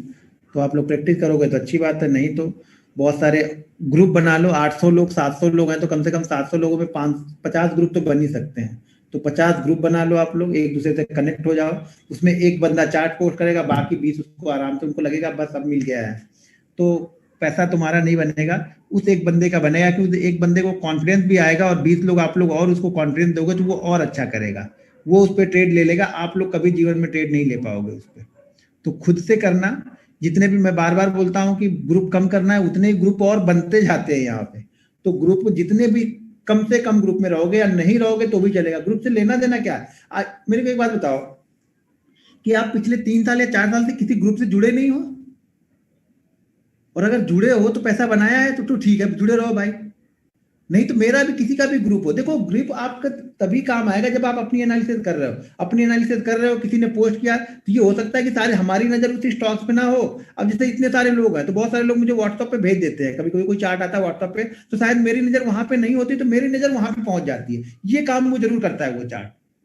लेकिन ऐसा नहीं कि आपने भेज दिया तो मैं उस पर दे दूंगा, आंख बंद करके उस पर दे दूंगा, नहीं, उसको देखूंगा चार्ट पे कि क्या बन रहा है यहाँ पे। कल छुट्टी नहीं है सर, कल संडे को रहेगा। ठीक है, ठीक है, फिर कल मिलते हैं। अभी 694 लोगों, भाई मैंने बता दिया, और कल भी मैंने बता दिया था कि संडे को हम रहेंगे, तो संडे के दिन भी रहेगा हमारा क्लास। ठीक है, क्योंकि फिर नेक्स्ट बैच भी स्टार्ट करना है मुझे अगले वीक से। तो हैंग हो जा रहा है, अभी हैंग हो जाता है, ये पता नहीं क्यों। 1 से सवा घंटे 1.5 घंटे के बाद तो इसको चलना, मैसेज आना ही बंद हो जाता है। वापस इस बार खाली समीक्षा करो, बैंक निफ्टी कौन कौन सी चीज का उपयोग करना है सर? अब मैंने बता दिया है, उसमें से आप चेक करो कि आपको कौन सी पसंद आ रही है तो उसको आप यूज करो। ठीक है, चलो सर, ठीक है, कल मिलते हैं सेम टाइम पे। ठीक है, आज तो मैंने, कल बाकी दिन तो मैं डिनर करके बैठता हूँ, आज तो मैंने किया नहीं। चलता हूँ, मैं भी डिनर करूंगा अभी। कुछ खाया पिया जाएगा तो काम बढ़ेगा ना। चलो ठीक है, कल मिलते हैं 9:30 बजे। Good night. 9:30 नहीं, 9 बजे, सॉरी यार, 9 बजे ही मिलते हैं, सेम टाइम पे मिलते हैं कल वापस। नहीं तो मैं 9:30 बोल दूंगा तो बाकी लोग 9:30 बजे आएंगे, बोलेंगे आपने ही बोला था। तो 9 बजे ही आना है, ठीक है। Okay, good night.